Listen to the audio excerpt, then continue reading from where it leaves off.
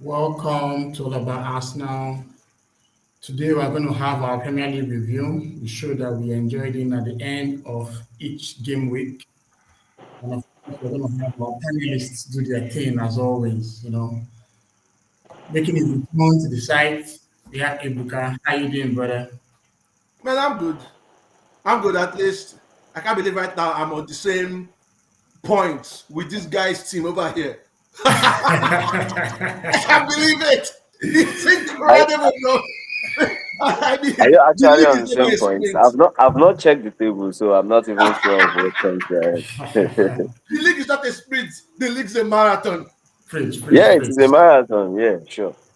Okay, I also have Mr. Sandy Guru in the building. What's up, brother? I'm all right, guy. How you doing? I'm very fine. I'm very fine. And just to validate what Ebuka is saying, Manchester United is on 16 points.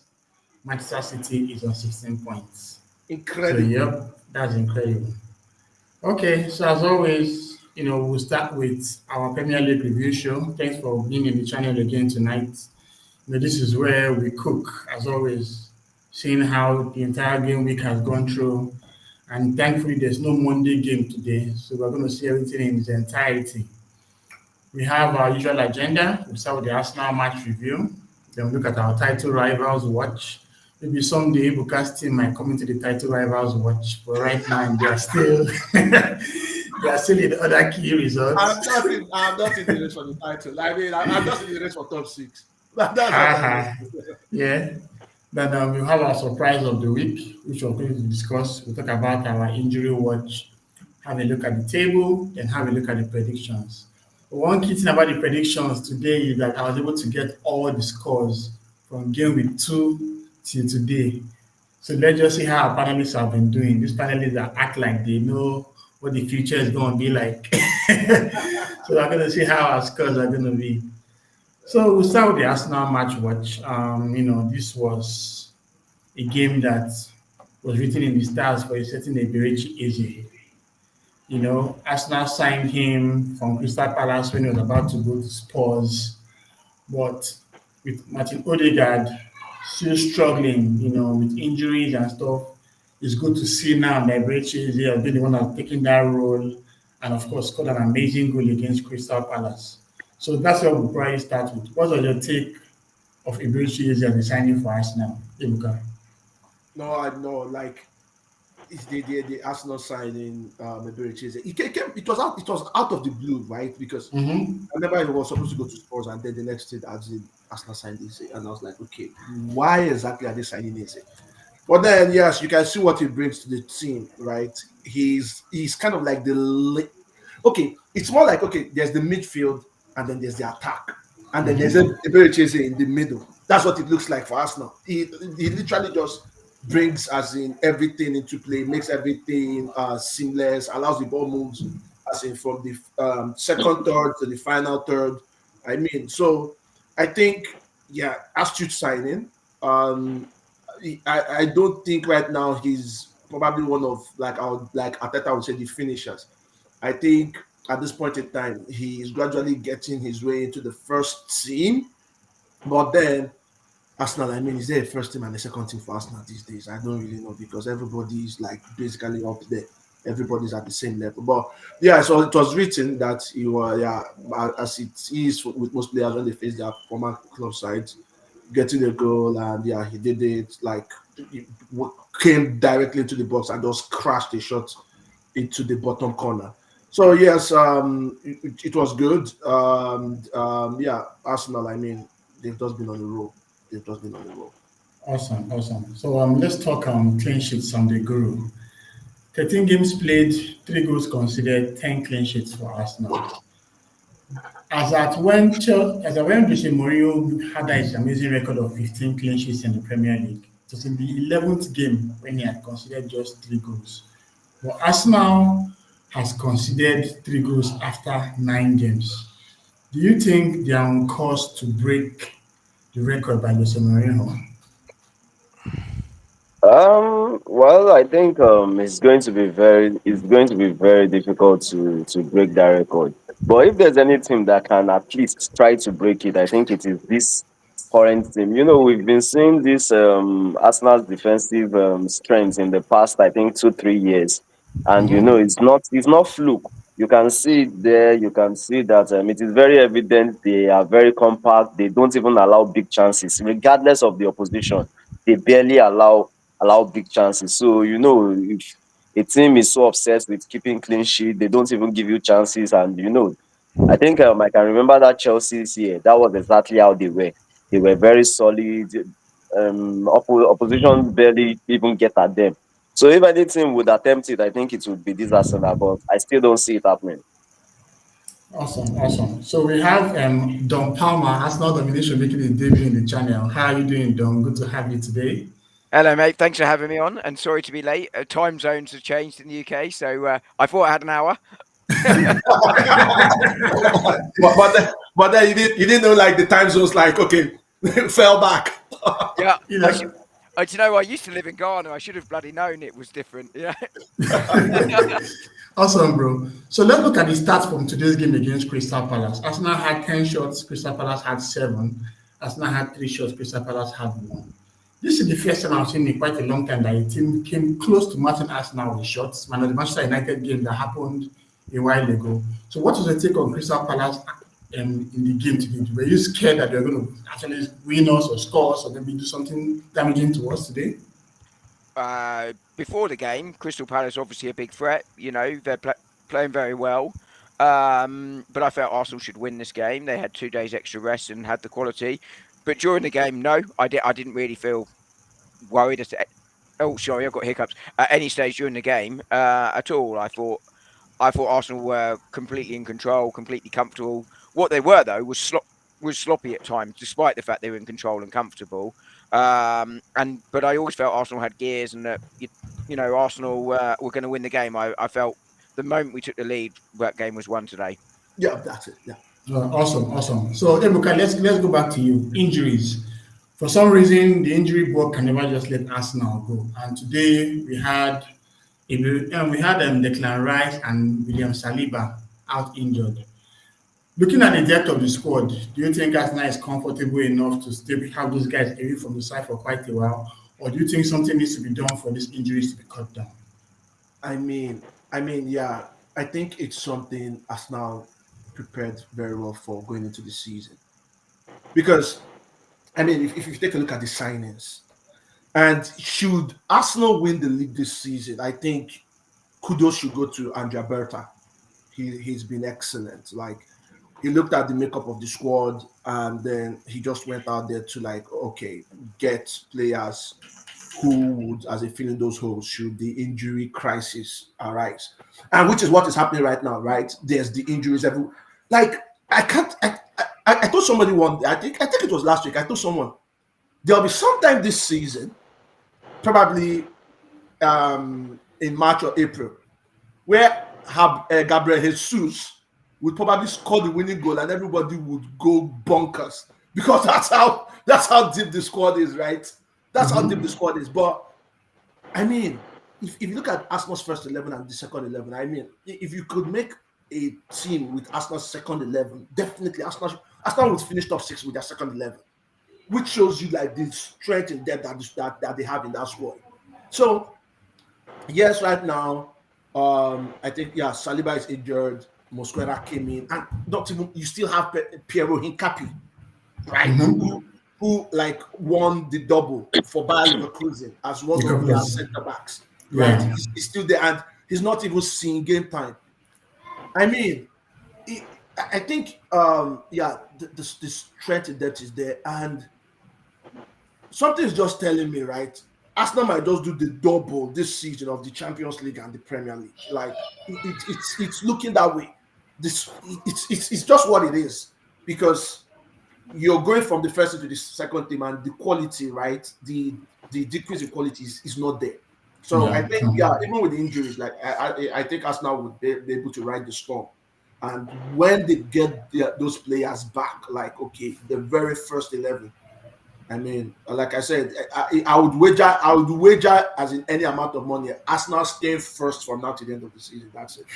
Awesome. So, Dom, let me talk to you on this. Vitor Gyökeres. Yes, he scored the brace against Atletico, but prior to that brace, he had gone on an extended run without scoring. Then going into this game, he didn't have a sniff at goal. Do you think Kai Havertz will be the one to be our solution when it comes? I think on Victor Gyökeres, I think he's playing very well. I think there's a lot of focus on the goals or not goals he's scoring. But I think he's offering a lot and creating a lot. He's occupying defenders, and they can no longer double on Saka because they've got to worry about him. So I think Victor Gyökeres is doing exactly what we expect him to do, and once he settles into this side, he will certainly be a really important player, and I expect his goal tally will increase significantly. But I think there's definitely a place for Kai Havertz in this side still. Um, for those sides where they probably will be able to defend a little bit better. They will be able to squeeze that space a little bit more. Kai Havertz will bring them up a little bit because he'll come closer to the midfield and allow other runners to come behind. So it allows Arsenal to play in two different styles. But I think Kai Havertz's return crucially gives Victor Gyökeres a rest. So I think overall Arsenal have two good options that allow them to play in two slightly different styles. But I also think Kai Havertz is kind of realising that he can be slightly more direct as well. We saw it in the few minutes he has played this season before he got that injury that he can do that. So I think both of them are very, very capable. But just very quickly on the previous question around injuries as well, if I may, I think Go I, ahead. I spoke about in the summer, Arsenal's pragmatic window where they got two players per position against Liverpool's sexy window, and how I thought Arsenal's approach. Um, but Liverpool's window really exciting, really sexy. It's what you buy on FIFA or Football Manager, right? Yeah, true, true, It, true. but it, but it, 415 mil, man. but it wasn't a balance. So and I said True. it'll be really interesting. Can they blow sides away, or will it come back to hurt them? And at the moment, it's not quite working. I worried about the balance. I worried about the depth. Arsenal, you're exactly right. That second 11 is scary. You're leaving out, potentially Trossard or Wanyeri or Dalman or Jesus. These players aren't in the second 11. Yeah. Like that is genuinely quite scary. But I think Arsenal have also been quite unfortunate with injuries this season. A lot of them seem to have been contact injuries. Yeah. Last season, lots of muscle injuries, and I think that I spoke about it at the time. But it's a lot of snowball. 3, 4, 5 players get injured. Suddenly, you're having to overplay the other because you're So running out of much. players, and it snowballs and makes them more injury prone. They then get injured. These ones this season, Martin Odegaard, all of them have pretty much. All impact. They've all been Yeah. impact. You can't necessarily mitigate against that, but we'll see what happens. But I think Arsenal well covered to manage that. No one else in the Premier League is as well matched as that. Yeah, There are Yeah, better true. starting 11s than Arsenal, but there aren't better squads than Arsenal. yeah. Awesome, awesome. So, Sandegu, let's talk about Crystal Palace. At some point, they were claiming having the best unbeaten record in the Premier League, yada yada yada. Then they lost to Everton. They drew with Bournemouth, lost to AEK Lamaka in the Conference League, and now lost to Arsenal. Do you think this recent run of results is going to change, the way they approach their games, or do you think they can still continue bombarding teams the way they were prior to the string of losses they've been having now? I don't think the recent results will change much for Palace because when you look at teams like Palace, that is exactly how I expect them to be. Some games they do well, and some games they are just not up to that pace, especially playing in Europe this season. So it's their previous games. I've seen them creating so many chances. You understand? I did not see their game in the Europa League. Neither did I see this one because City was playing at the same time. But Yeah. I did not expect any different from the results today. You understand? I did not expect any different, but I just feel like Palace are a side that would blow hot and cold. You understand? We don't expect Mhm. them to be in the top four or whatever. My expectation of them, the realistic expectation I have of Palace is exactly what I'm seeing. So now they Yeah, have yeah. probably very good run of games. You see them score 2, score 3 in some games. They win, they draw, and the odd game they will lose again. You understand? The consistency we cannot just rate them like we are talking about a top team. So for a Mhm. team of Palace level, we expect this. Even City, that are top team, you still see us lose back-to-back games sometimes. You understand? So Palace, it's just normal. So it's not like they are in any calamity or whatever. They maybe from next game you can see they will bounce back again. It's possible. Okay, fair enough. So Ebuka, let me touch on something with you here. When Palace played AK Lamaka on Thursday, this was the lineup they used. Henderson in goal, a back three of Guehi, Lacroix, and Canvo. Canvo came in for Richards. Munoz and Mitchell were on the wings. Hughes and Lemar were in midfield. So Adam Watson got rested. Then Sarr, Mateta, Jeremy Pino were in attack. So basically, the entire team that played on Thursday, it was only Watson and Richards that were not in a certain lineup. Do you think Palace squad can manage the rigors of both the Conference League and the Premier League? And where will it take its toll? Yeah, my answer to that is no. They've got a pretty small squad, like very, very, very small squad that they can't even afford to rotate key members of the team. If you take a look at yeah, who okay, so Eze left, they got the replacement, Yeremi Pino, and literally like as in if you go seasons past, right? Palace has always been that as in let's keep things small and nimble, right? And right now they're in Europe. And I really think that yeah, being in Europe would take a toll on the squad because the quality in the second in the substitutes isn't there. The quality isn't there. I mean, if you take off Mateta now, who comes in? Eddie Nketiah. Nketiah. Yeah.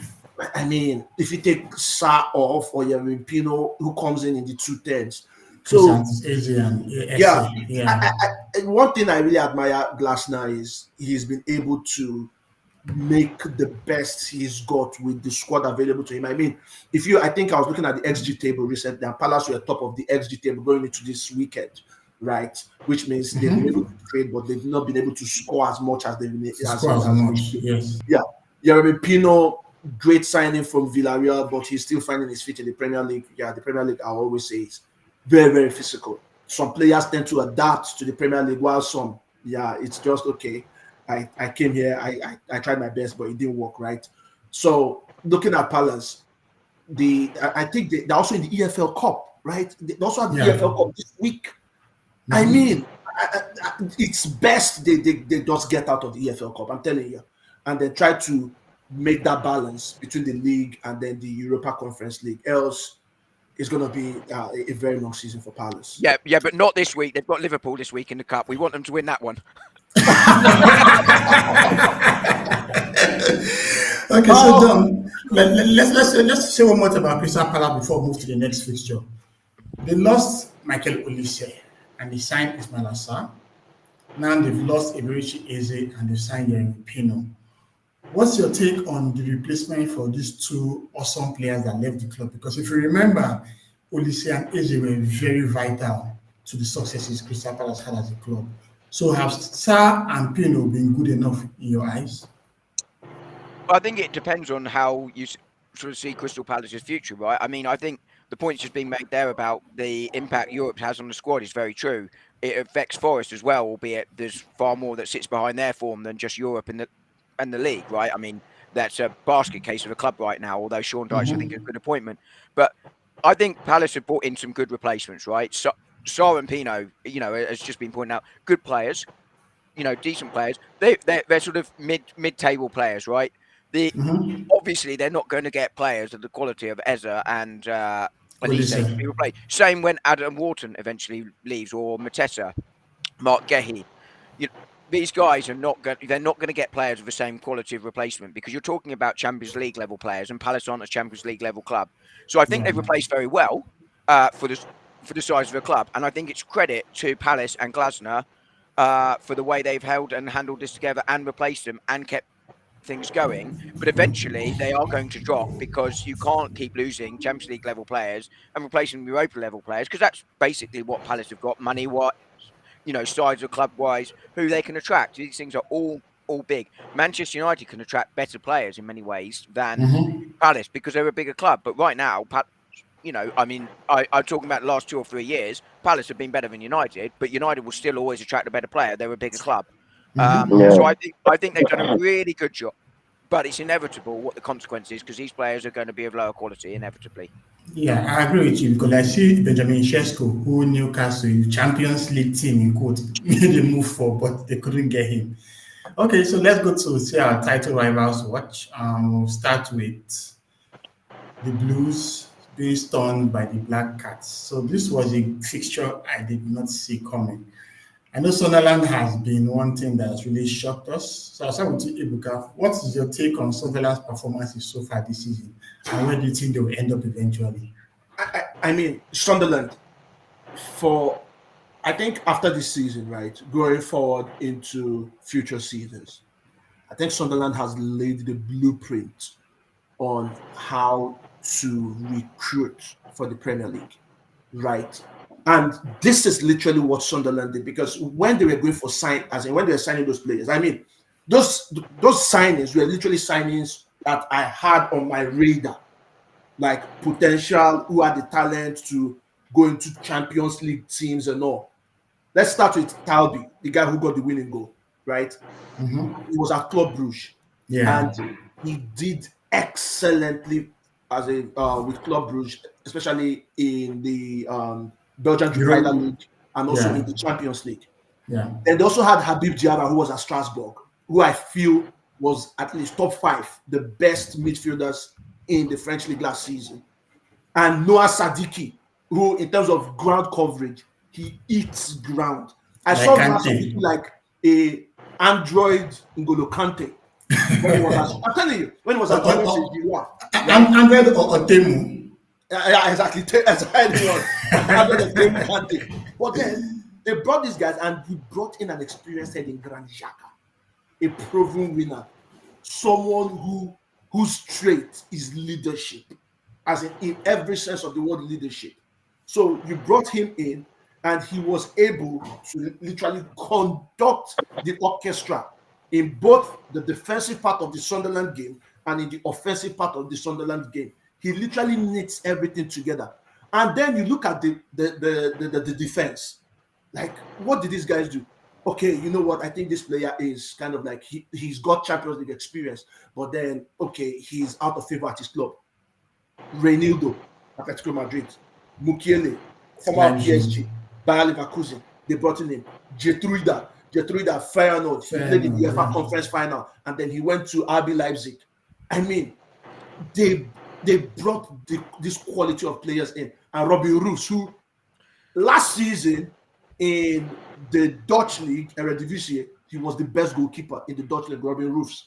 Yeah. So bringing all these players in, I mean, they didn't buy that much in terms of centre forward. I mean, it was only Brian Brobby, who Brobby, I still have my doubts and my reservations with Brobby, but then everything just clicks. And kudos must go to Reggie Lebris. Because remember when I was always hyping Enzo Lefebvre or in Lorient way back in 2022? I was like, Enzo Lefebvre, Lorient were playing the best, like in terms of gameplay, they were so good in the French league.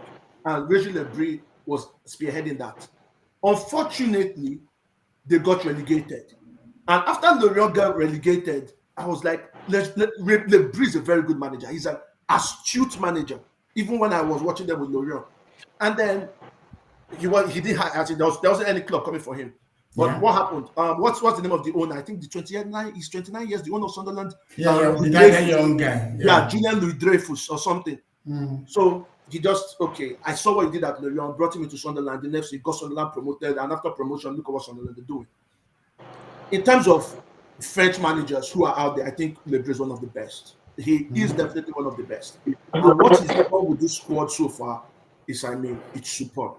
Awesome, awesome. So, Dom, let's talk about Chelsea. With all the money being spent, the billions and the churn of in and out of players and stuff, they came up against Sunderland with a defense of Chaluba and Achimpong.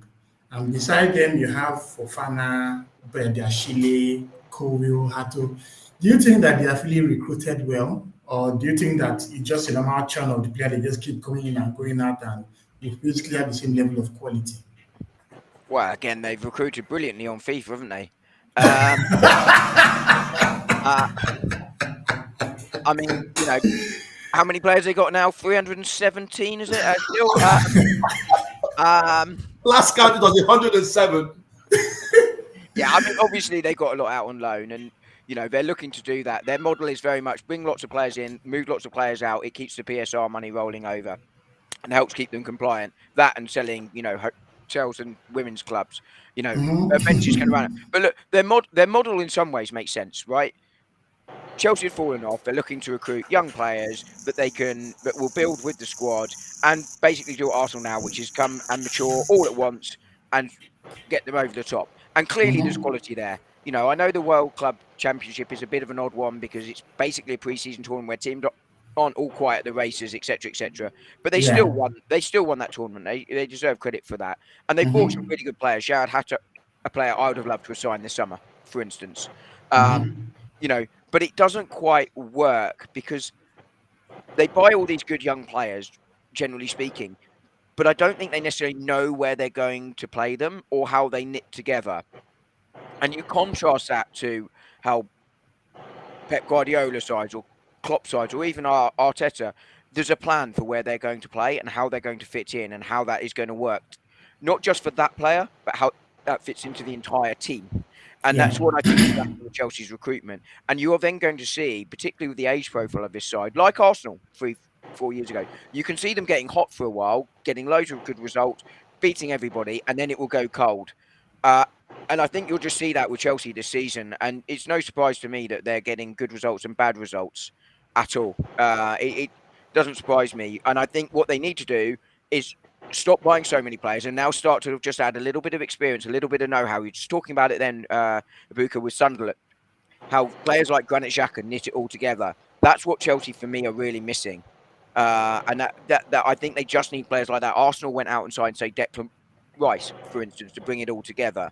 Um, Manchester City already had players like that in the squad. Liverpool went out and got proven quality in there to mix in with their young players. And I think that's how you build success. And Chelsea are just missing that part for me. Okay, awesome. So, Sam the Guru, with the way the Chelsea attack is going, Nicolas Jackson scored a couple of goals for them last season, but obviously I don't think was appreciated enough in the club, and he was set alone to Bayern Munich. Then when McGeary, when we had injury in the lab, they tried to bring him back, and the whole thing just became a whole mess. So right now, they are using João Pedro as the centre forward, and we know that João Pedro is actually an attacking midfielder. In the game against Sunderland, they had to get McGeary to play because McGeary was their champion in the Conference League when they were playing Farmers, and all that. But now that he has come to the Premier League, you can see the golf in that quality. Do you think they made a mistake in the centre forward department as a club?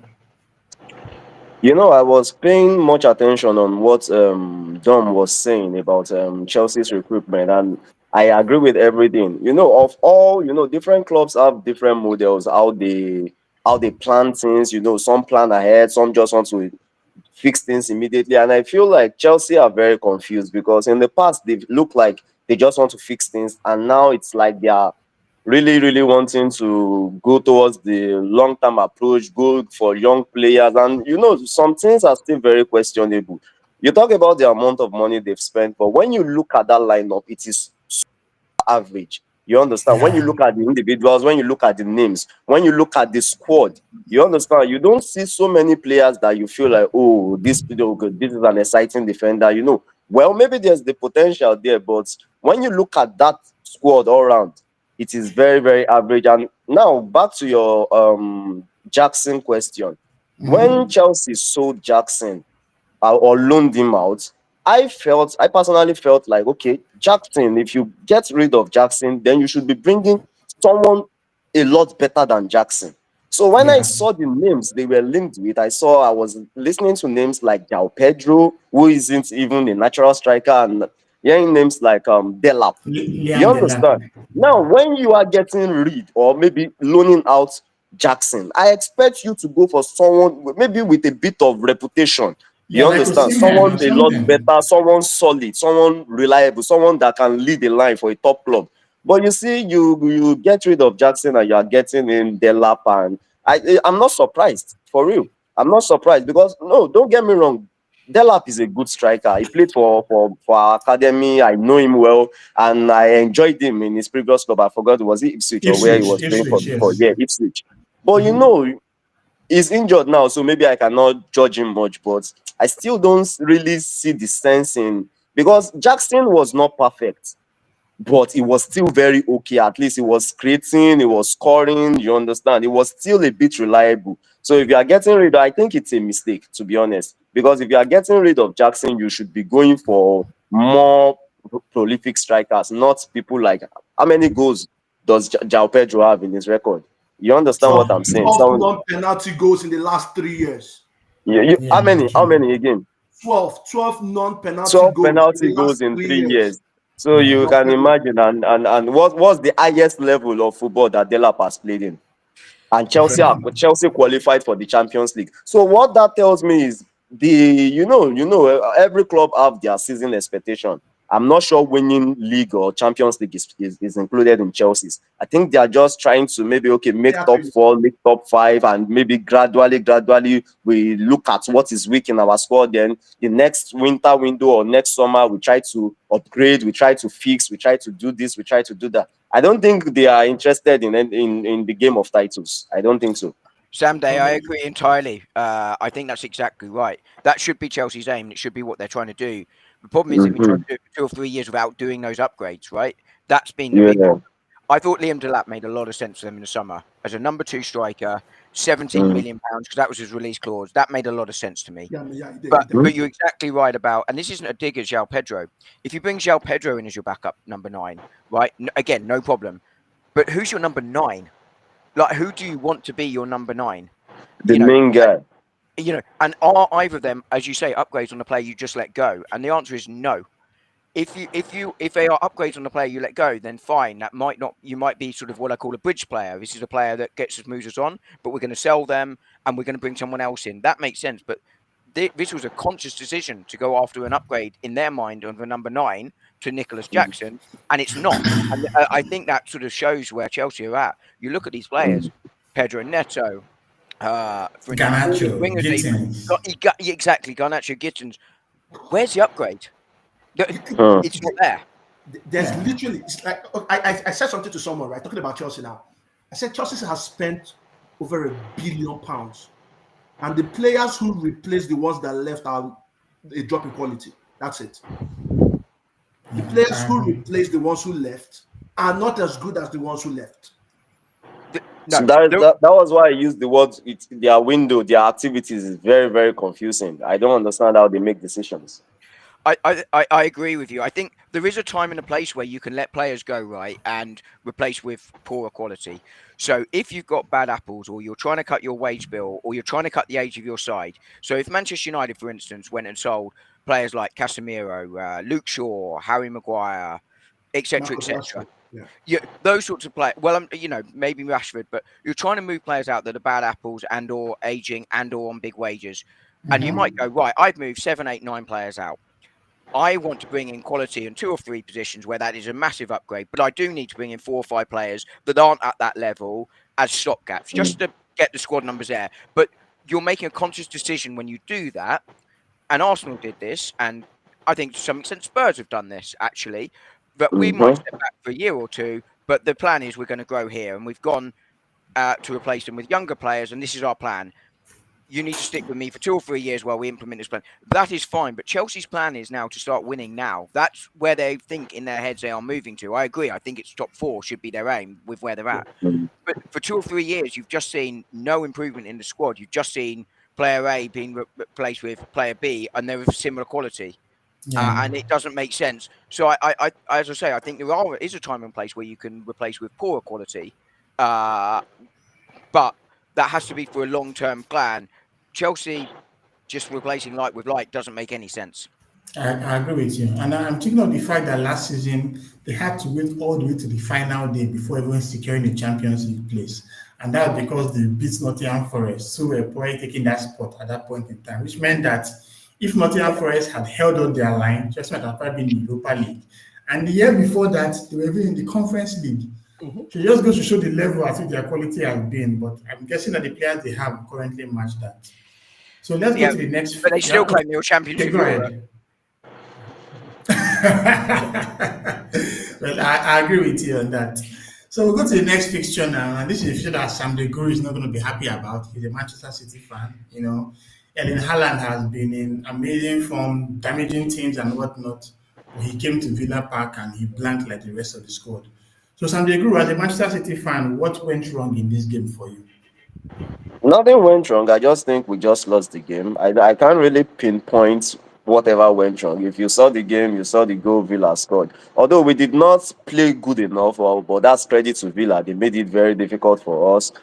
Nothing really went wrong. It's just what City currently is. You understand? So when you are not very solid and you play Villa away and Villa are good on their day, you understand? Villa will take points from you if you are not good enough, especially in their stadium. So we played, I think the lineup was, I don't really like to complain about lineup because I know the manager I have.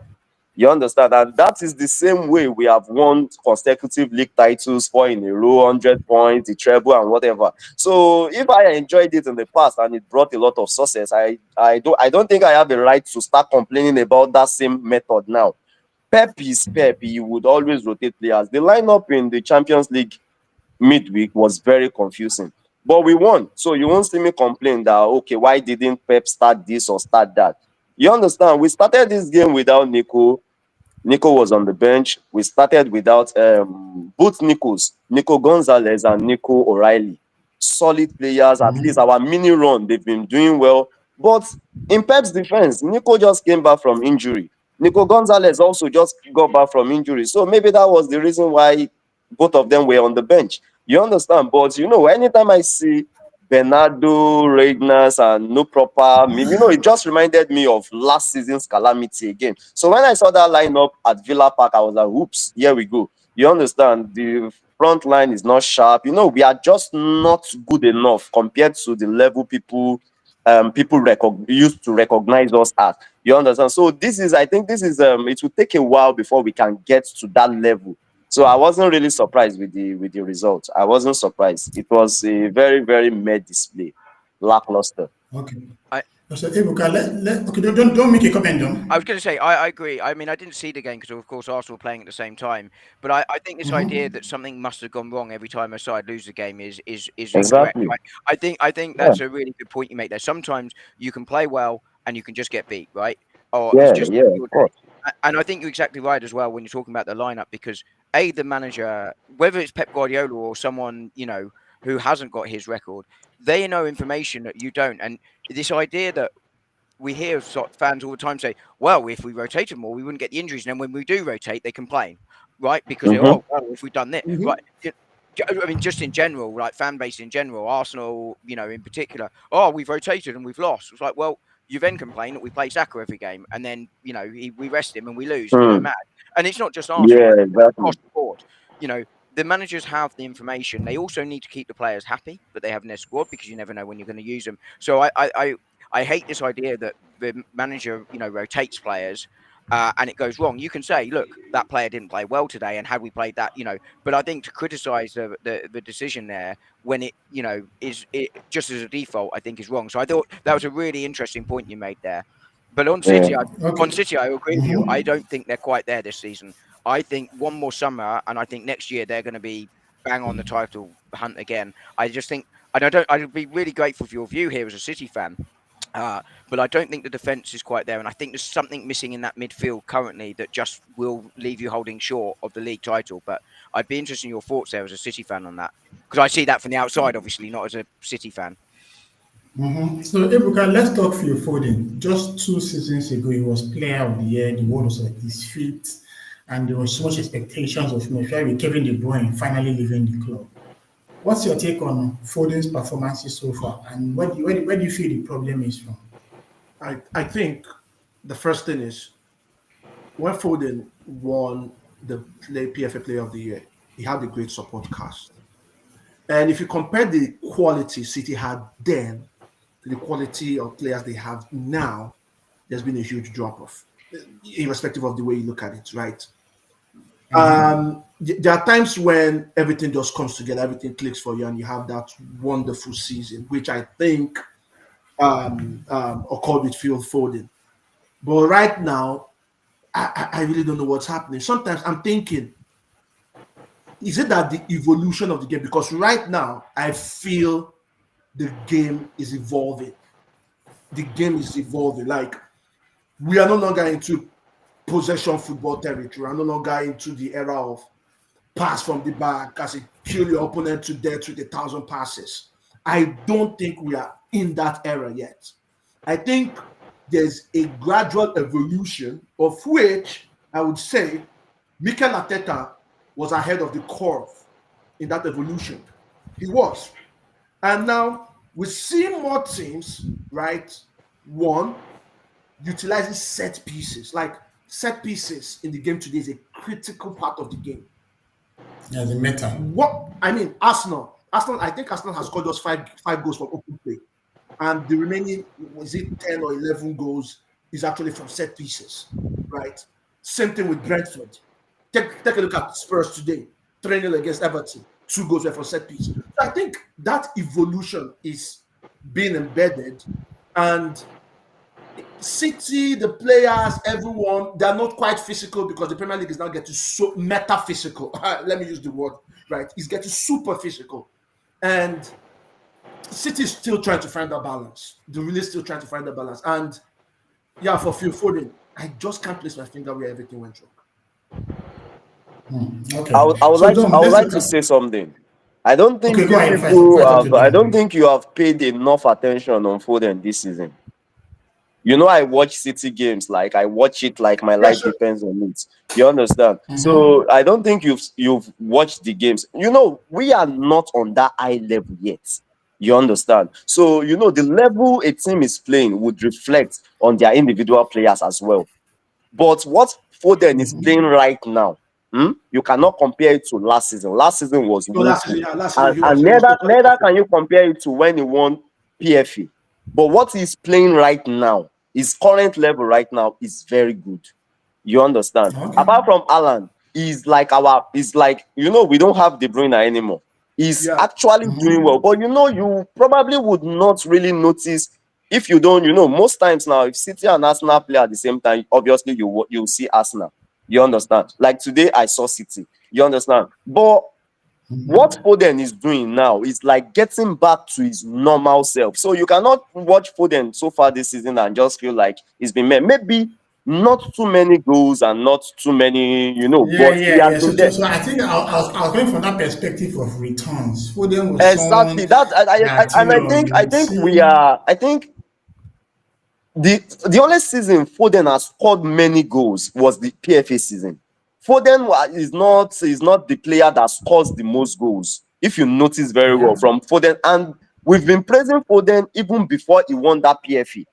I don't know if you are trying to Yeah. get what I'm talking about is that Foden right now is not exceptional, just like City is Mm-hmm. not. But compared to last season, is a lot better. You understand? And Okay. Ebuka, you said something about Ateta being ahead of the curve. I think sometimes we always go too ahead of things. Ateta has not won anything with this staff. You understand?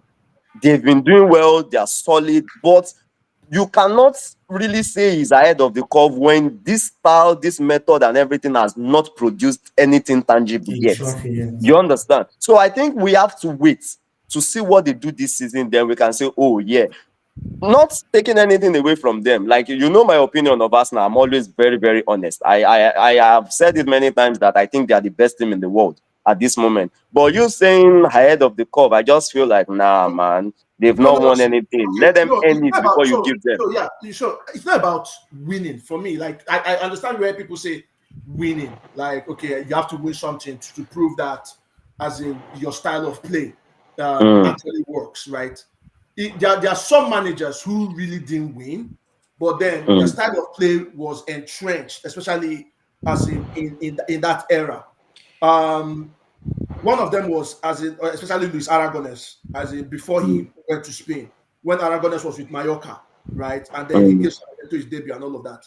Aragonés, pre Guardiola, Aragonés was the one who had that, like that possession based style, Luis Aragonés. Mm-hmm. But then after some time, he won a trophy with Spain, but he didn't necessarily win anything at club level. The only thing was in Mallorca side was winning the Copa del Rey or as in getting to top six and all of that. But then it was the precursor to what we know as tiki taka. It's the Mm-hmm. same way today. I'm saying, first of all, what Ateta did was he found out that okay, yeah, you need physicality. And I think Ateta was the first person who I saw use four center backs and use No, them. not Ateta. I That know. was not I don't know. Ateta. I don't know if you know anyone, but Okay. literally four center backs as a fullback and also Okay. playing in the center of defense. Secondly, right, the whole set piece stuff. Like there's a stat I Mm. saw as it was on Wednesday. Gabriel is the defender who has scored over 20 plus goals from set pieces, Mm. right, in the past five Yeah. years. You understand? So, Yeah. and now it's kind of like it's morphing.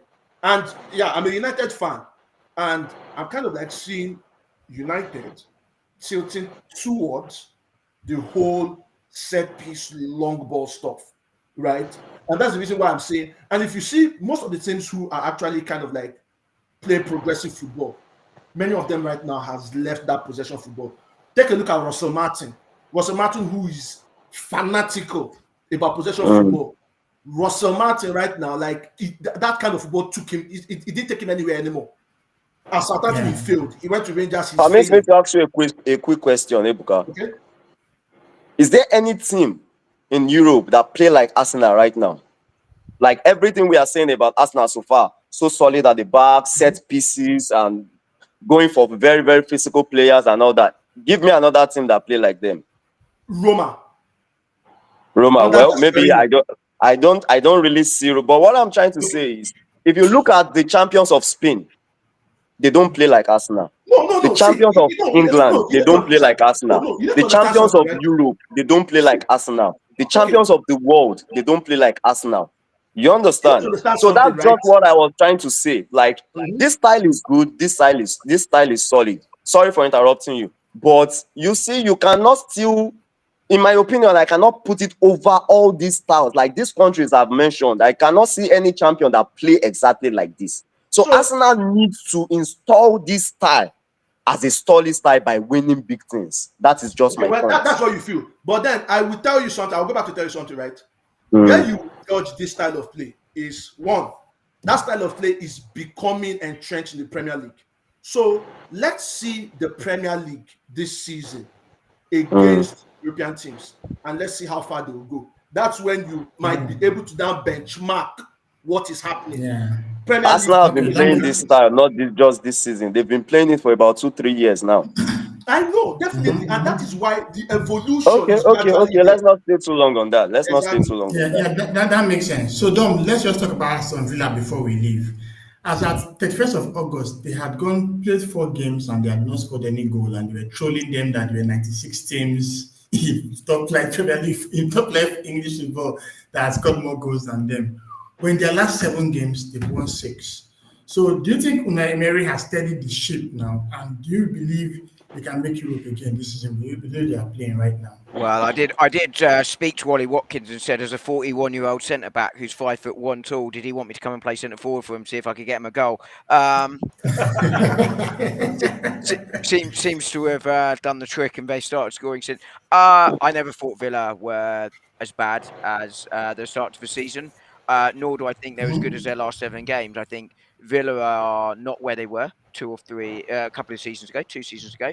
I think they're yet another example of how hard it is to go from mid-table to challenging for the Champions League consistently. It is incredibly hard from keeping your squad. We were talking about it with Chelsea earlier, getting it better and better every season when you've got the limitations around financial fair play and how big your club are and how more attractive, whether you like it or not, other clubs can be. And but I think throughout Emery, I think he's a very good manager.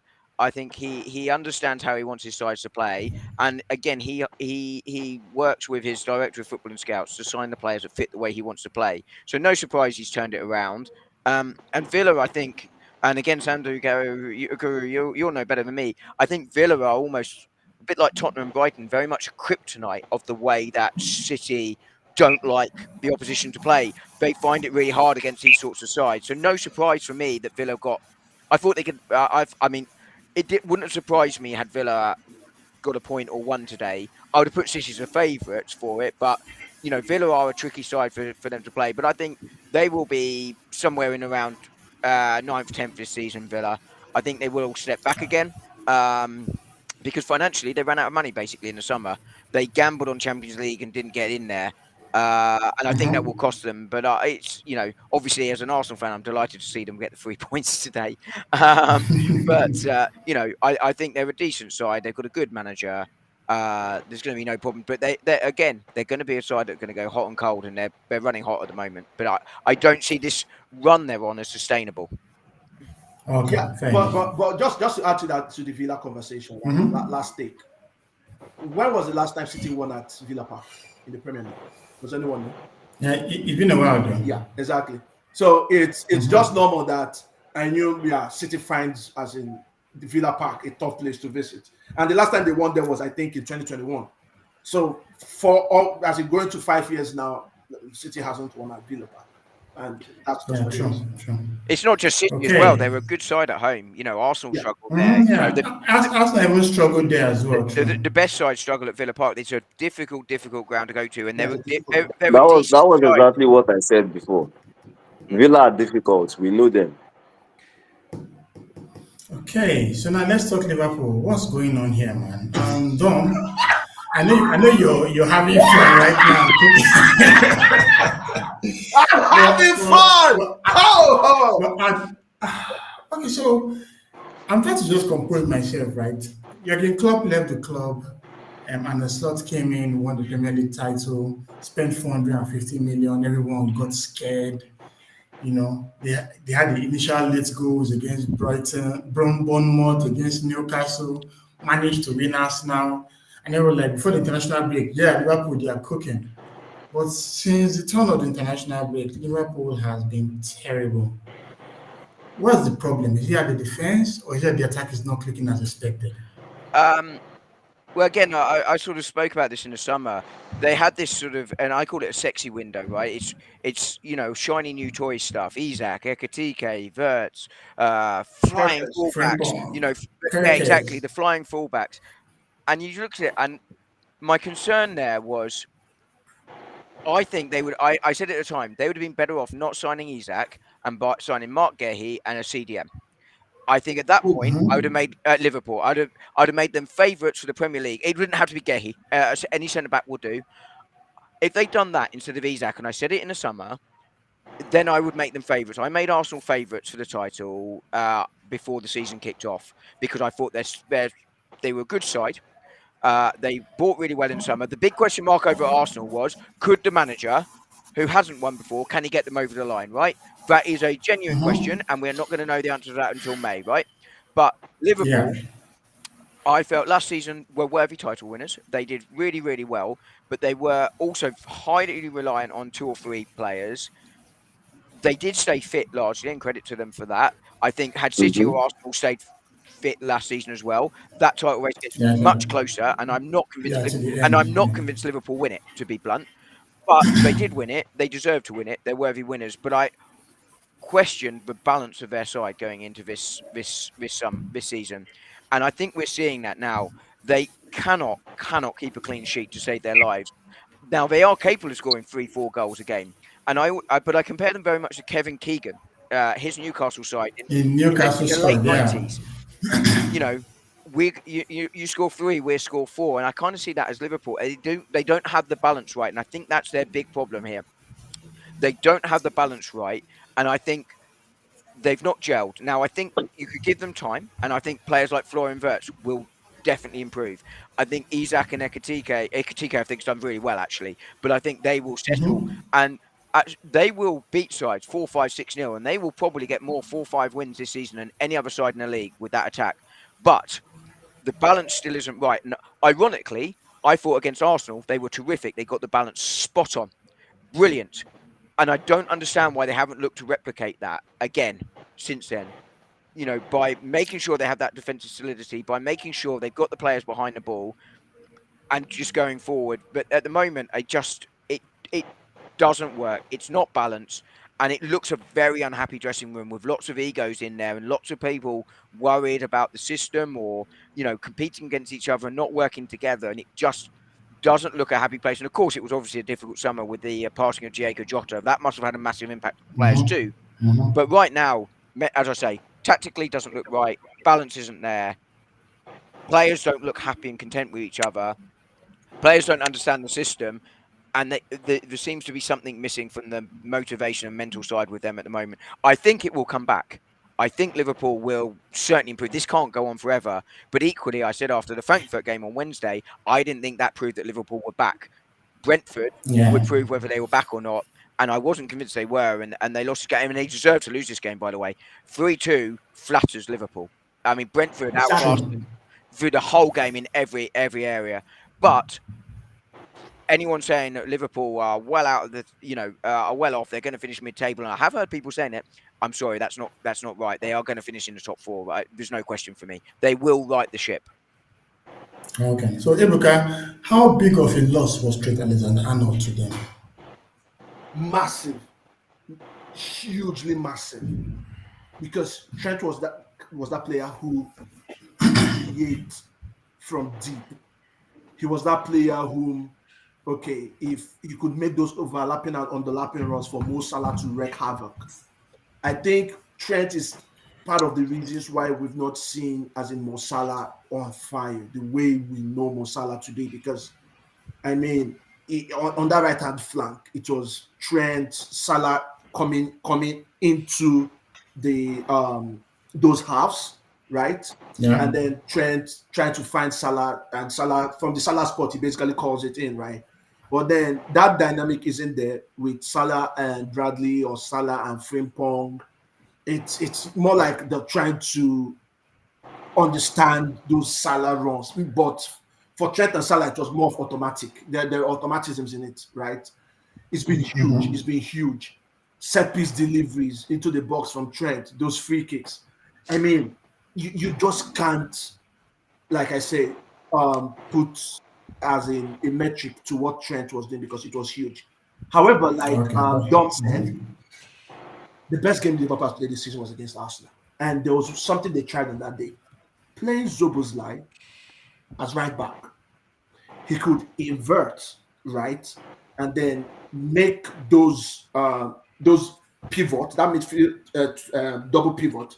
He could make it a triad, and from there they were kind of like, okay, just letting things go on. For Liverpool, I mean, I'm happy. I'm happy, but like I said, I always said this. I still maintain what I say. I've never rated down a slot.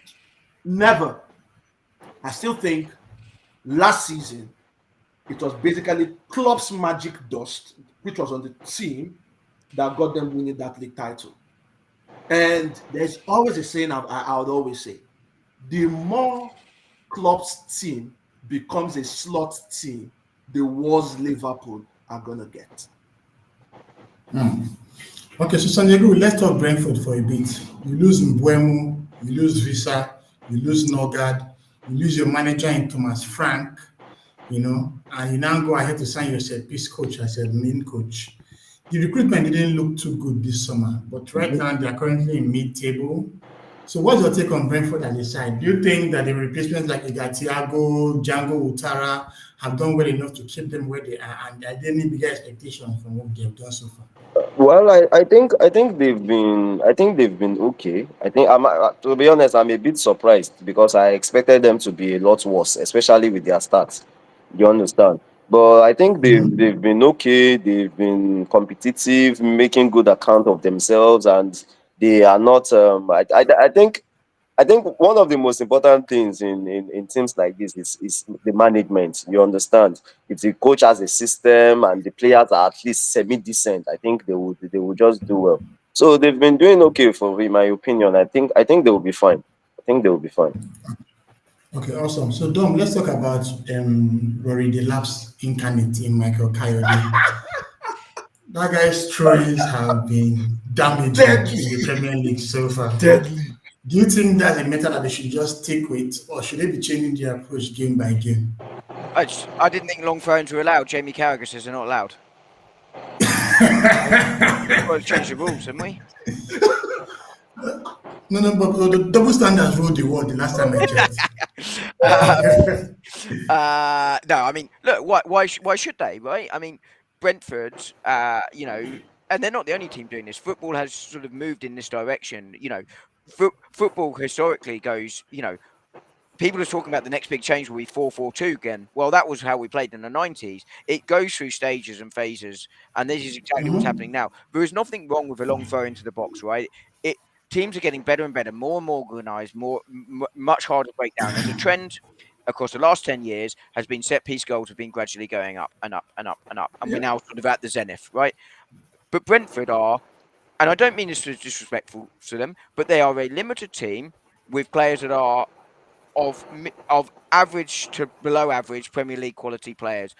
You read the list of players they lost in the summer, plus the manager who has brought them to the Premier League and established them as a Premier League club. That is a huge amount of turmoil in the summer. They then appointed their set Yeah. piece coach as the manager. It is no surprise to see them exploiting this. They have a player in Coyote that can do those sorts of things. Why should they not use it? I have no problem at all. And you know how Brentford are going to play. It's not like they come out and go, I have 2 or 3 different ways of playing every week, and you don't know which one it's going to be. You know how they're going to play. You need to be able to deal with that. And while it's not brilliant to watch, am I going to go and go, do you know what? Brentford on telly tonight, going to definitely go and watch that. No, of course no one's going to do that unless you're a Brentford fan. But why should they come out and play pretty football and get spanked every week? That's not going to help them. True. They need to stay in the Premier League for their fans, their players, and all the people that are employed in that club. And their Mm-hmm. best way of doing it is exploiting the strengths they have. So fair play to them. I have no issue whatsoever, and teams will just need to deal with it. Okay, awesome. So, Sandy, the final question before we leave this game: when do you see the Liverpool turnaround coming? Well, I don't know. I hope it never comes, to be honest. Uh, Amen well, to that. probably. So it's not like that's the list of my worry. I have enough to worry about with my club. So seeing Liverpool lose almost Yeah, every week is nothing to worry about. But okay, on a more serious note, yeah. I think Mhm. when Hang on, I that was saw a the serious point. activities, That was a serious you said point. We what? all want them to never turn it around. Oh, Sorry, Sam. Don't carry on. okay, so when I saw their activities in the summer, it was like I've forgotten the word Dom used to describe their summer transfer. But Sexy. yeah. It was it looked good on paper, like for someone who wanted wits myself to City after losing De Bruyne. You understand? I thought they were going to set everything on fire. And to be fair, the I still feel like that team is better than what we are seeing right now. You understand? Although I know they are very vulnerable at the back, so I am not surprised they are letting in goals. But I just think they would be too powerful in attack, and maybe because of the circumstances that surround them, Isaac not being fit and struggling to get in, his whole summer blah blah blah that happened. And Wits personally has really surprised me. I was thinking it would be highest assist. It would be on the highest assist by now. You understand? So I just feel like maybe the coach would need to change something and just I don't know because even Salah that is super reliable, Salah is playing like is not in form. Is everything is just not really working for them at the moment. So maybe after a win, 2 wins, they can start to pick things from how they started the season. Hopefully it doesn't Yeah, happen okay. soon, like I said. Awesome. So let's look Sorry, at real quickly, Sunday. Do you reckon? I Mhm. think Florian Wirtz should have gone to Manchester City. I said at the time, I thought he was Boom. perfect for City. Wirtz. If I was Florian Wirtz, I would have gone City, but not Liverpool. Yeah, but Obvious, Exactly. obvious. to be honest, I really wanted him. He was like the perfect De player Bruyne was for us. perfect. He was like the Perfect De Bruyne was perfect perfect. player for us. And when I saw news that he only wants to go to Liverpool, I was like, oh, okay, good. And I started falling in love with Ryan Checky. You understand? And I hope Checking. he Yeah. gets good. So, I mean, so Oh that's it. well. the problem was I'm not City are really good at this. Once the price goes beyond what they're willing to pay, they just walk away, and they walked Yeah, away with yeah. Wirtz as well. And that's when Vertonghen came out and said he only wanted City. So whether he did or not, we'll never know. But Mm. Liverpool, sorry, Liverpool, not City. But Mm. I always thought it was an overpay. I think Florian Wirtz is a decent player, a good player. Yeah, he is. He is. But I think he's much more suited to a City style than a Liverpool style. I Mm, really do. probably. Yeah, And that doesn't mean he won't be yeah. successful at Liverpool, by the way. I just think he is perfect in that for Kevin De City. Bruyne role. No, no, no. Exactly. I think he'd have really cooked at City because Yeah, the way because they play, our their style fast is a bit football. slow paced compared to Liverpool. Mhm. He would have really enjoyed life at City. He would still enjoy life at Liverpool, most likely. I doubt. He's too good not to adapt. I doubt. I agree. Yeah, I have and that. one thing we know for sure, he's actually enjoying a good salary. So let's let me Well, focus there's on that. that for now. Okay, so let's go to the next game, the Mickey Van de Ven show. This one kind of hurts personally because in my fantasy team, I sold Van de Ven for James, and he had 23 points, while James had 1 point. But let's leave fantasy aside and focus on why we're here. Thomas Frank, I don't know. I think he has kind of, in my own opinion, he hasn't really been consistent at Spurs. The results have been very shaky. Dom, let's talk about this together.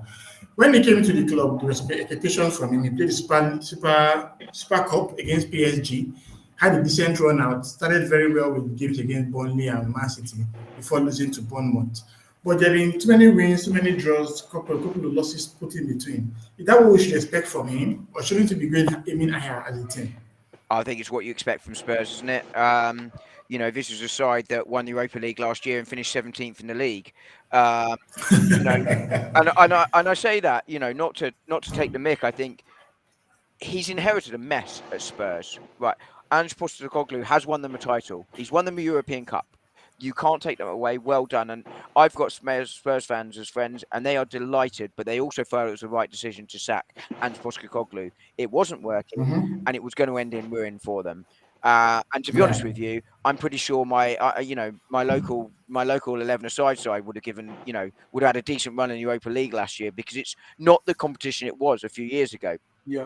Um, Mm-hmm. Mm-hmm. so someone has to win it, and you wouldn't bet against any English side in that competition every year from winning it because such is the strength of the English league in that zone compared to other ones around around Europe Yeah. at that sort of fifth to seventh in the league positions. So I think Thomas Frank is a really good appointment for Spurs. I think Do I think Thomas Frank will take them to a Premier League title? No, I don't. But I think he is someone that is going to come in. He's going to get that defence back to what it should be because that's a decent defence on paper, and you've seen that. It's Mm-hmm. far more pragmatic, and I think Tottenham will still be inconsistent this season, but that's not unusual for a side looking to finish fifth to seventh, eighth in the league. And the quality of the Premier League in that middle zone is fairly similar, where teams will get results against each other. So seeing them win Yeah. games and lose games Yes. is not a surprise to me. But I think Thomas Frank will improve Tottenham, and he will improve Tottenham again next year and the year after. I don't think he can get over the line at Tottenham, but I think he can put them in a far more stable position to make whoever their next hire is going to be able to put them in a position where they may be able to compete if he does what I think he's going to do. He's bringing in young players as well. Well, I spoke about Chelsea earlier where it doesn't make sense, but there's one summer, so you can't see how the trend is going to go. But Xavi Simons, I think, an exciting player when he settles. The young other players like him, they brought in. It makes sense. You know where they're going to play. You know how it fits the style. And all, kudos again. They all make sense. The signings make sense, and the manager makes sense. And I think that Tottenham are actually going to get better worryingly this season. They're not going to trouble the silverware unless they get a good cup run. But that's probably what Tottenham are going to be for the next 2 or 3 years is building. And as I say, I think really, really good, smart appointment. But you will see the big problem for them is at home. The pressure on them at home is massive. Spurs fans, Yeah. I think, expect to see classy attacking football. You're not going to get that from Thomas Frank, certainly initially. But that's not. Yeah. But he's come in with a clear plan, and that is it's similar to Mikel Arteta. Let's stabilise this defence. Let's get this defence. Let's stop us being soft. Once we stop being soft, I'm going to look to try and improve going forward. And I think that's what Thomas Frank's looking to do. The problem is Spurs fans, and there's nothing wrong with this, want to be entertained.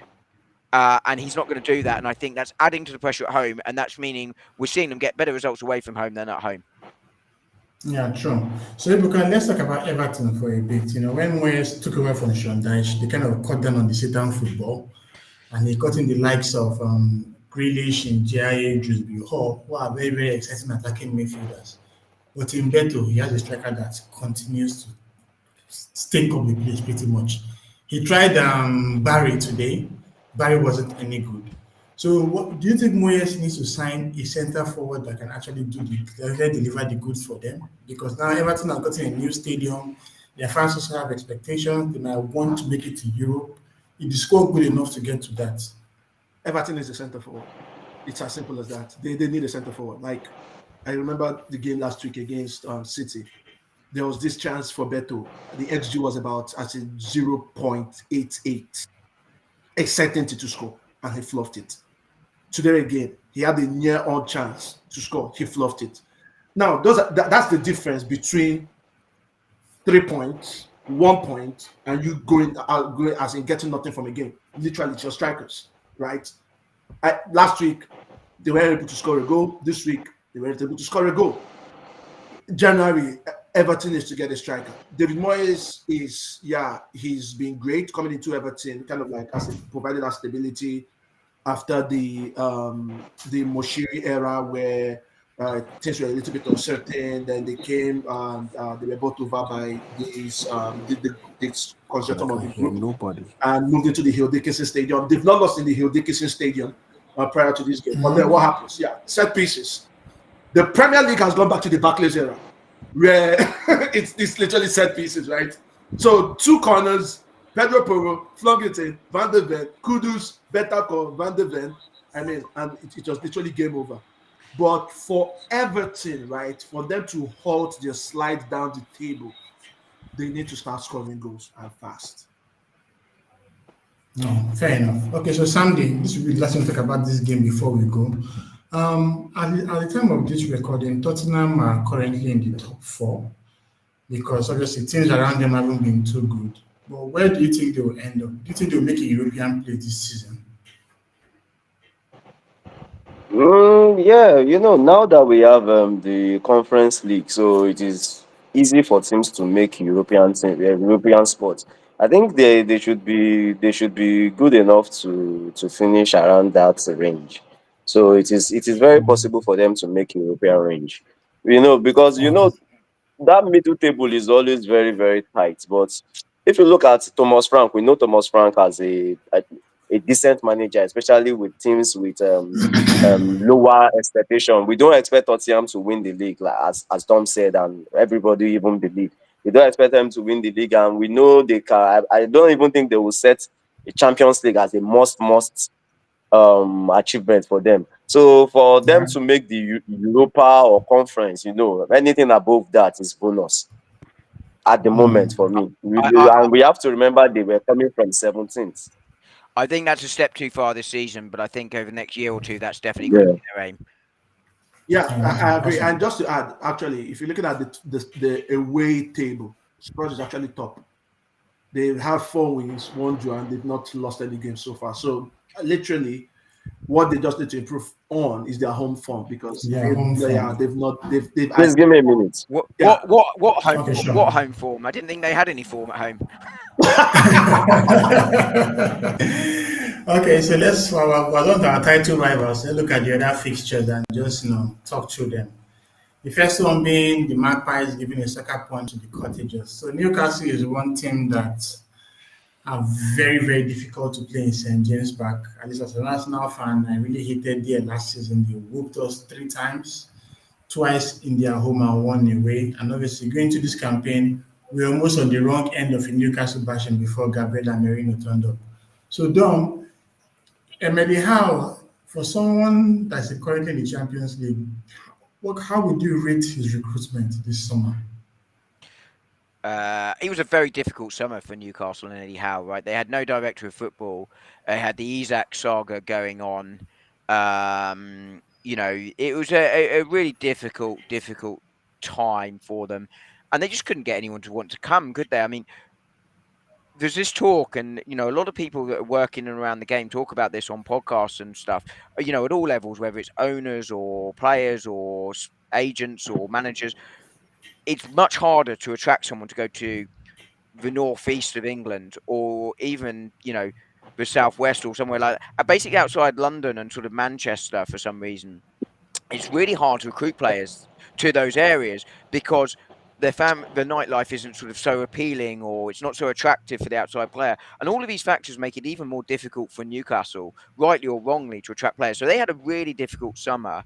Um, you know, but I thought they made the best of it. And I thought Eddie Howe managed the Isak situation really quite well. I know everyone's saying, well, he's a Newcastle player, he's staying at Newcastle. That was coach's speak. What's he supposed to do? Yeah, absolutely. Isak can definitely go, no problem at all. He drives down the price the second he says that, right? So you have to ignore that. But that Mm-hmm. must have all been very difficult. And I think Eddie Howe, credit to him. And you sort of saw the difficulty they had in the start now. And he's, where are Newcastle now? 12. They've 12 points. I think they're going to come up somewhere in that top eight. He's a decent manager. He's got a decent squad, and they look far more settled and starting to pick up the results now. And it doesn't surprise me. I'm a big Eddie Howe fan. I like Newcastle. Always have had a soft spot for them, and I hope they have a good season. And yeah, I think they will be even better going forward. The big concern for them is going to be, I don't think the squad's big enough. We are talking about this again earlier with the likes of Forest and Palace. I don't think they can handle European and Premier League football. And we Mm-hmm. saw that 2 years ago when they were in it. They dropped last year. Yeah, They weren't in it. terribly. Had a great season.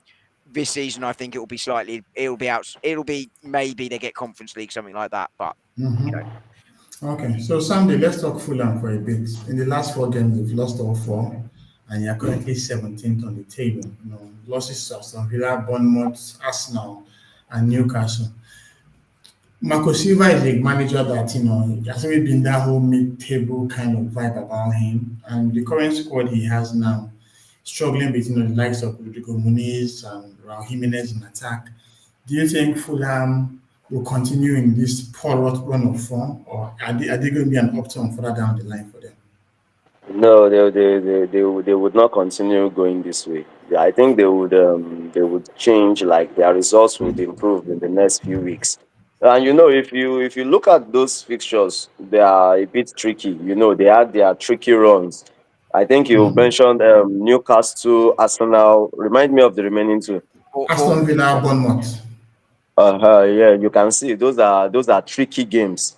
You understand? Newcastle are above them, Arsenal obviously above, and the Bournemouth game you can say okay maybe they are just teams on almost the same level, but very tricky, especially with how Bournemouth started the season. They've been quite reliable and solid too.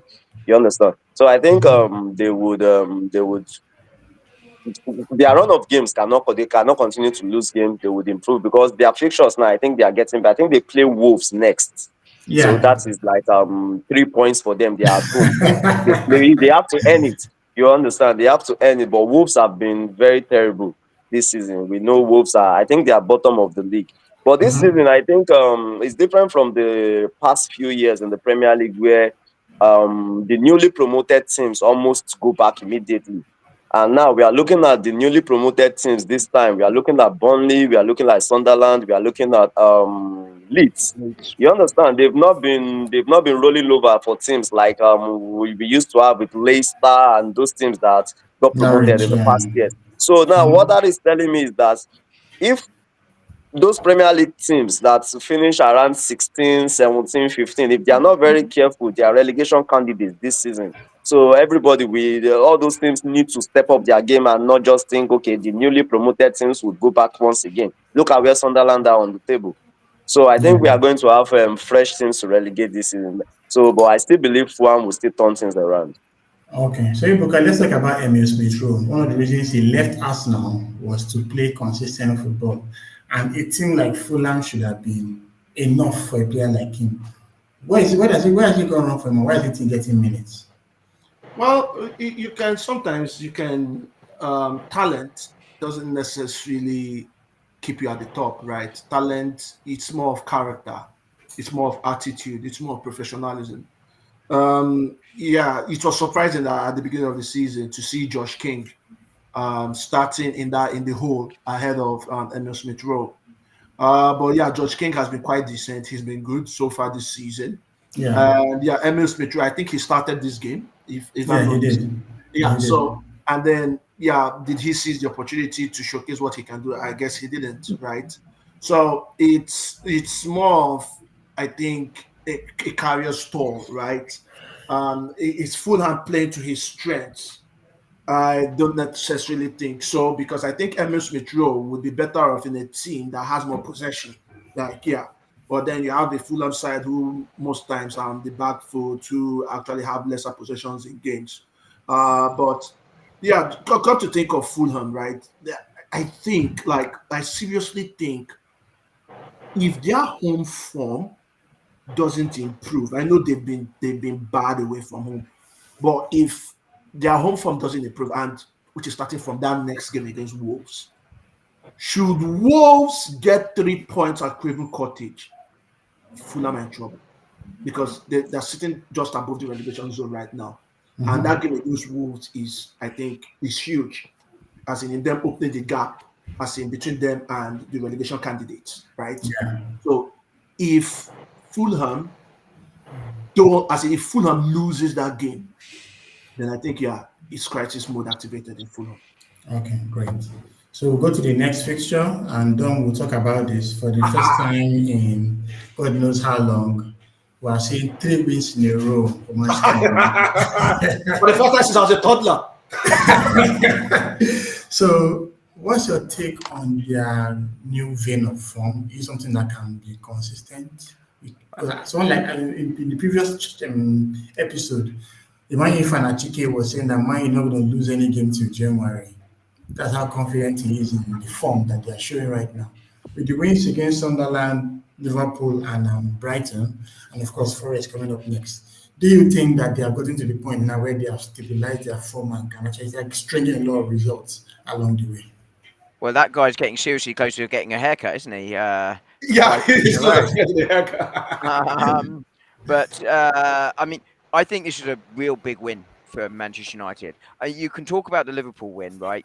And but Manchester United Liverpool, it is a derby game. It's not like a derby in terms of, I mean, obviously geography they're quite close together, but it's not like Liverpool Everton or Arsenal Tottenham, Manchester United Manchester City. But it is a huge derby. Historically, they are the two biggest clubs in England, no question. Over the course of English football history, they are the two biggest clubs in the country, and therefore they have that rivalry.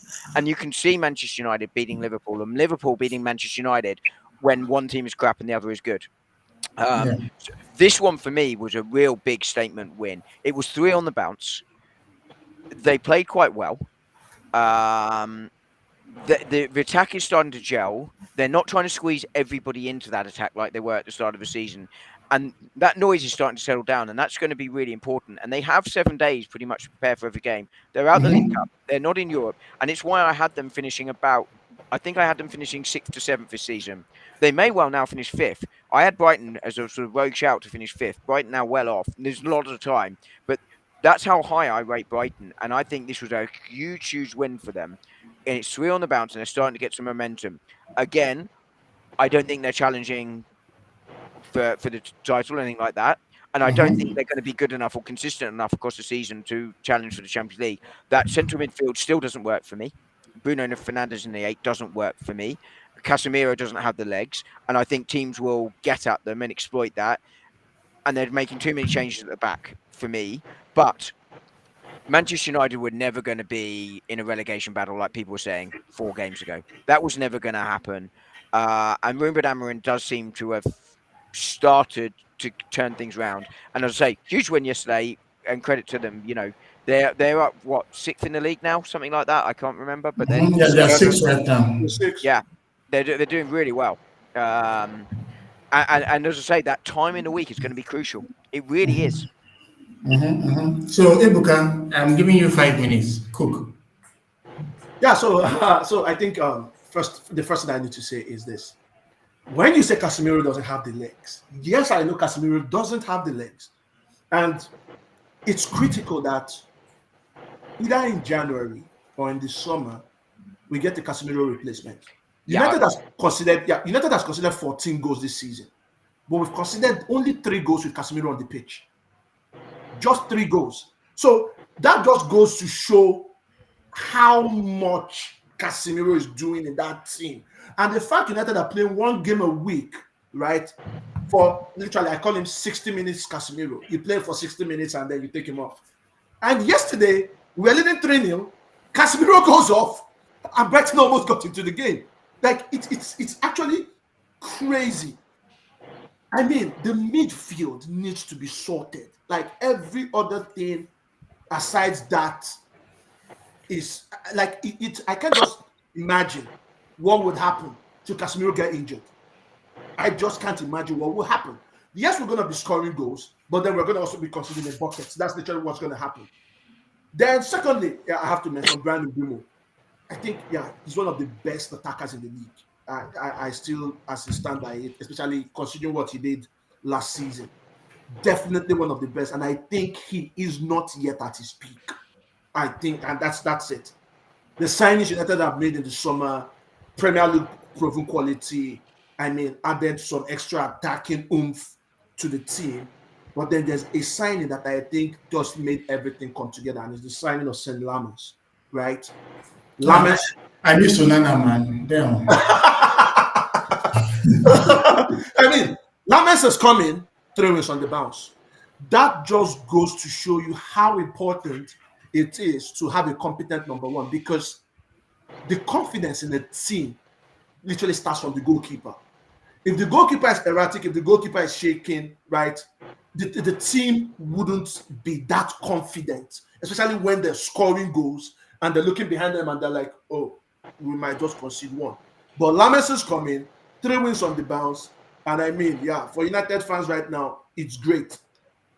There's something I also want to touch, right? I remember after the Brentford loss, where people were saying, oh, Amorim needs to be sacked and all of that.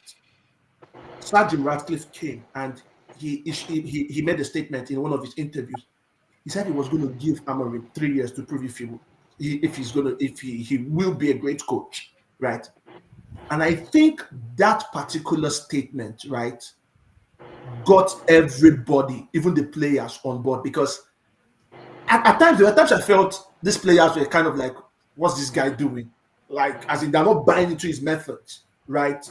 But since Ratcliffe made that statement, man, all the players are like, well, we might as well do the job because we're here Yeah, in the yeah, long run. give it a shot, yeah. Exactly, we might as well give it a shot. And there are no stragglers. So everybody kind of like bought into it. And it was as a result of that directive, right, from the top. And literally, I see all the players now buying into what Amorim is trying to do.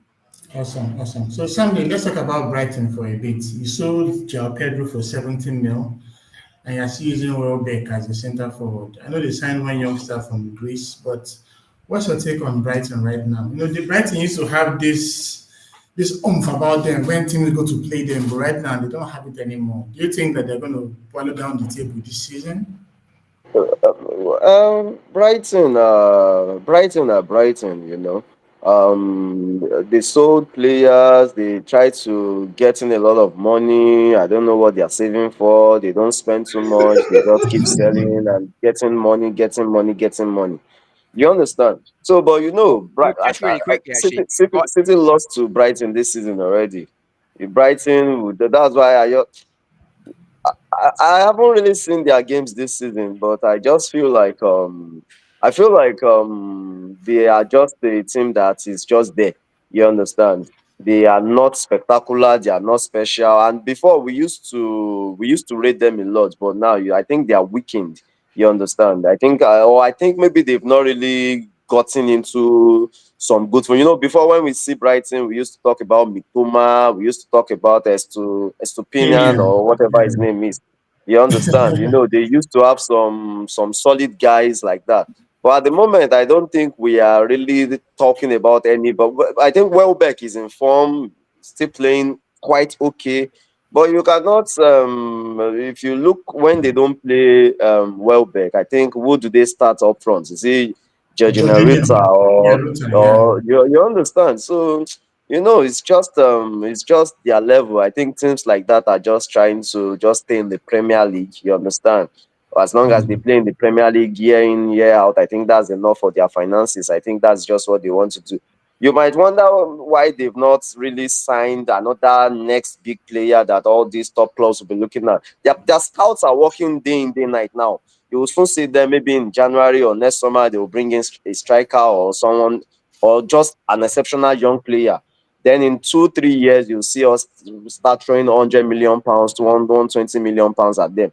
You understand? So that is just their models. It's not every club that want to win titles. It's not even possible for every club to win titles. Some clubs, their season mission is just to stay in the Premier League. Their season mission is just to check their bank balances at the end of the campaign. Oh, okay, we are trying to make so amounts. We are trying not to spend over this, and that is enough success for some clubs like that. You understand? And I think it's just a case of ambition, priorities. Some are over the financial part of the game, over trying to get into Europe, trying to get into Europa, trying to take the club to the next level, just like Newcastle are doing at the moment. You understand?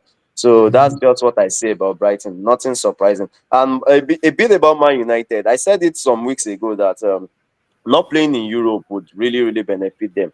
We're predicting where Man United will finish. I honestly feel like fourth spot is up for the taking. Because if I look at, okay, let me say at the moment, Arsenal, City, Liverpool, let's say, okay, we expect those three clubs to be three of the top four.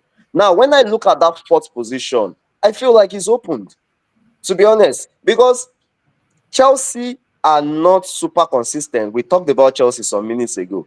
Now, Tottenham, they are also okay. Maybe they are taking along a bit, but I still feel like Man United can nick fourth because apart from those three teams, City, Arsenal, Liverpool, I don't think I can boldly predict who is going to finish fourth in the Premier League this season.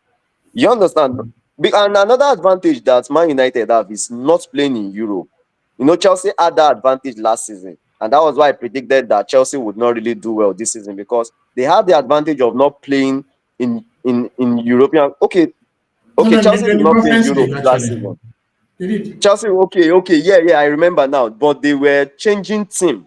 They Yeah, yeah, played an they had entirely two full different teams. team. Yeah, yeah, because they're Yeah, playing and farmers I and said whatnot in the if conference you league. play your best team week in week out in the Premier League and you still struggle to finish fourth, now that you don't have the luxury of playing one team and another team in midweek, you are going to struggle because I expect you to dip because now you cannot rest your best players when you are playing in the Champions League.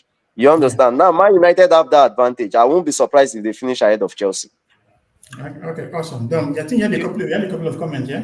Yeah, just really quickly on Brighton. I mean, I think you're exactly right. It's about the ambition there, but I think just to sort of provide some context for Brighton, they actually did spend quite a lot last summer. But you're exactly right on their approach, which is bringing players in, improve them, sell them on, and their model there is to make the money to keep the club sustainable and going. But I think the context around Brighton is that this is a club that nearly went bankrupt and didn't exist just Mm. over 20 years ago, Yeah. about 25 years ago, Oh. and I think that's really, really sort of at the foremost front of the owner who's been a Brighton fan all his life, and he doesn't have the pockets of, say, a Newcastle, something like that.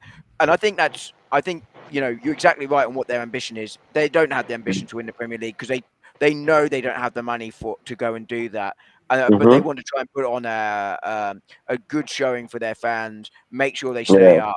And that is, and there are clubs that are always going to be in that pocket because they don't have the money and the resources to go and compete. It costs Mhm. hundreds of millions, if not billions of pounds to get you there. But you're Mm-hmm. exactly right. But just for the context around that, Mm-hmm. Brentford, I think, are a sort of similar. Palace, in many ways, similar. There are always going to be clubs like that in the Premier League. Yeah, yeah, I agree. True. Yeah. Yeah. So Yeah. lastly, let me talk about Brighton, right? Because Fabian Hozeler is actually one of the best. Well, I won't say best, but in terms of tier two managers approaching elite level, Yes, I'll sir. put Fabian Hozeler in there. Astute manager, very very good. Like I kind of like put him and Oliver Glasner on the same level. And going into this game, I wasn't really sure United was going to win because Hozeler has actually played 20 games against I think the top six in the Premier League. And this is all competitions. He has lost just three, and that three were in the first 3 months of his career, which was August 2024, September 2024, October 2024. He lost those games against Chelsea, which was the one Palmer scored 4 goals in the first half, and then he lost back-to-back games against Liverpool in the EFL and then in the league, I think. And since then, he hasn't lost to any other teams. He's walloped Pep time and time again. Pep has not won against him. Arteta hasn't won against him. He's beaten Spurs to stupor. He's destroyed Eddie Howe. So you can go take a look at it. 20 games he's played against the top six. He's lost just 3. So I was really skeptical going into this game, but then, yeah, huge relief that United got 3 points. Awesome, awesome. So we'll go to the next fixture here, which is the rise of Eli Krupi Jr. Going into this season, which after losing Dominic Solanke, Evan Nielsen, sorry, was meant to be the man to come up with the goods at Brighton. But if not for the form that Semenyo has shown this season, if you rely on only Evan Nielsen, I'm not sure Bournemouth will be where they are today. So Dom, let's talk about the attack. Then Ebuka will talk about their defense. Then Sandy will also touch on Nottingham Forest and their struggles. Bournemouth's attack right now had pretty been Semenyo and vibes, right? If something happens to Semenyo right now, where do you think they will end up?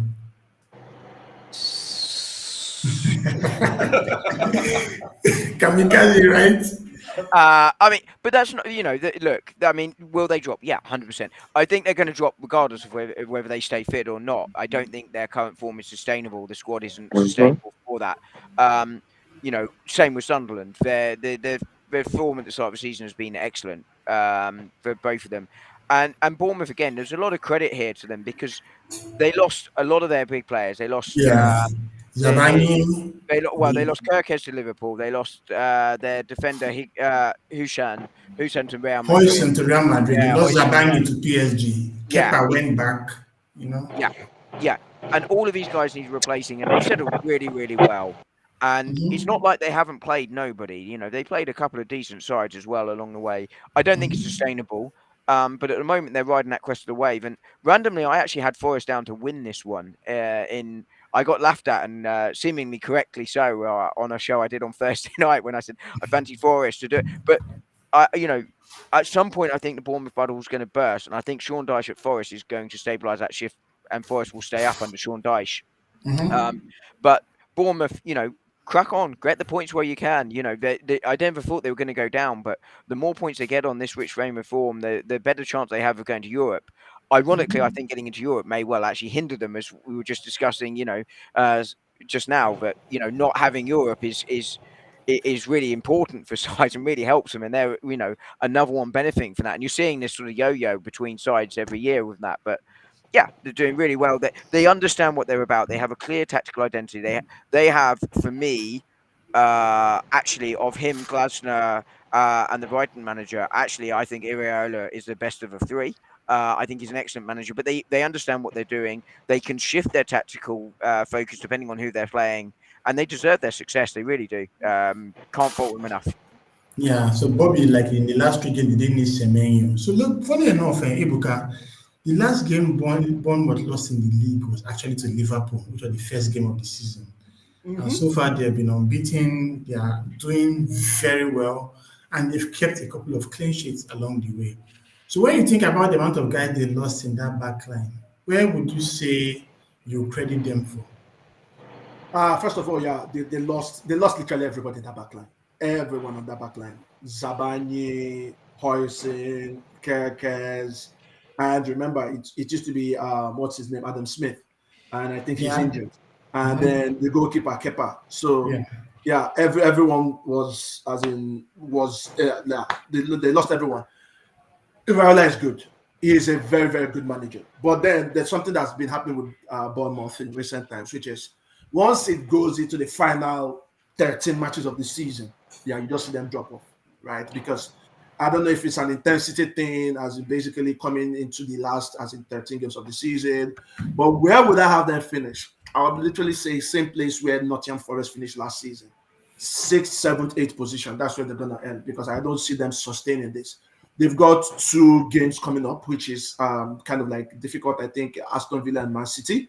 And after that, I think the next 5 fixtures are easy. So it's all about sustaining this momentum, sustaining this pressure. But I just needed to mention something. Eli Kripi Jr. Superb talent. I remember he was 17 and in the French League Lorient. 2, yeah, in Lorient, French League 2, he was 17 and he already scored, I think, it was 9 goals that season as a 17-year-old. And you can imagine how physical that league is.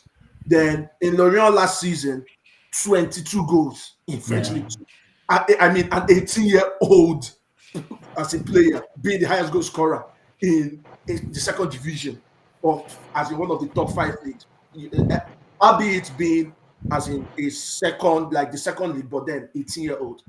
And then Yeah. yeah, now last 3 games, 4 goals. I think he's the second teenager with the highest number of goals behind this number 10 that plays for Frankfurt. I can't remember his name.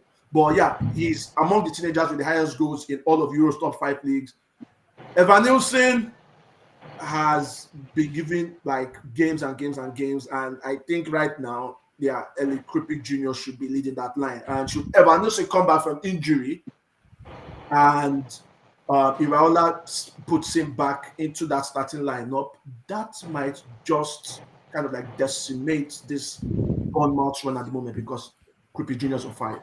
Yeah, the guy we're talking about is Chan Uzun in Oh, Chan Uzun, yeah, Chan yeah, Uzun. yeah, in Frankfurt. That boy is Watch cooking, out man. for that lad. That Yeah, lad is a gem. yeah, I yeah, mean, I agree. I like agree. Turkey, I hope to see Turkey in the World Cup. Gula, what Yildiz, Chanuzu. Uzun. I hope to see them at the World Cup. Hakan Çalhanoğlu behind them. Exactly, exactly. So, Yeah. okay, so Sunday, let's talk Nottingham Forest. That club has been an absolute mess. I don't know what happened between Edu and Nuno Espirito Santo, but he lost his job and they got Ange Postecoglou, who came and just wrecked them further before they now went to sign a lot of Sitan Ball, Sean Dyche. Do you think Sean Dyche has enough to stabilize them, one? And will all these losses take their toll to eventually cost them a place in the Premier League? Uh, uh, when you look at the pattern from Nuno, who is a very solid guy. We hailed him a lot for his setup. They were very hard to beat. They kept a lot of clean sheets. Like that. Then you move from that to this Tottenham guy, Yeah, Postecoglou.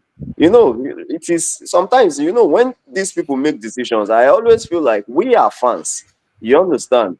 And we don't earn a lot of money like the people who make decisions for Who made these this clubs. decision? And sometimes I'm telling you. we know it looks like we know a lot more than them, and it confuses me, like who exactly makes these decisions. You understand? Because if you look at it, there's no correlation. The style of play completely different. You understand? I just don't see it. I don't understand it. Now they've moved back to something like default. I think Daesh would fit that team better than Postecoglou. You understand? You ask the question if I think they will stay in the Premier League. One of the best managers to keep teams in the Premier League is Daesh. You yeah, understand? We saw a lot when he was at Burnley. We saw, even though Burnley would not play fantastic football, but you will still see them trying to survive. They would nick series of 1-0 wins. They would make themselves a bit hard to beat. And I think it's going to be similar. Although Forest are a lot better than the Burnley side we used to know Dyche with. So I expect this side to be better. I've not seen any of the game. I did not see their game in Europe. I just saw they kept a clean sheet and they won. And I smiled and I'm like, okay, Dyche is back. And today they lost to Bournemouth. Bournemouth are a lot better, the form, the momentum, all these things matter. You understand? So I still want to give Dyche a few run of games, maybe see how they play, see how they set up. I've not seen the highlight of this game. Then I think they will be all right. I don't think they will relegate. I think they are too good to relegate in yeah. terms of individuals. I think they So are too good to I relegate. don't think you need to Okay, see the highlights. so I have something to say. Tavernier, sorry, Tavernier scored from a corner kick. Yeah, the Olympico was one of the best Olympicos I've seen. One That of the was terrible, best man. Olympicos. That was Yep. terrible, man. Okay, Yeah. okay, he kind of give the same vibe that Altai Boyende did when Son scored him as well. So before we get to you, Dom, Ebuka, Bobby in the chat is calling you, booking you the fake. She's hearing you. Stupid guy. So, Dom, give me your honest take of what's going on in Nottingham Forest. Well, it's a mess. You know, obviously, I mean, I thought it was summed up brilliantly a few minutes ago. Edu and Nuno fell out for whatever reason. They've moved Nuno on, which was, the obvious outcome. I think we all knew that was going to happen. The second we heard they'd fallen out, it was always going to be the manager who was going to go.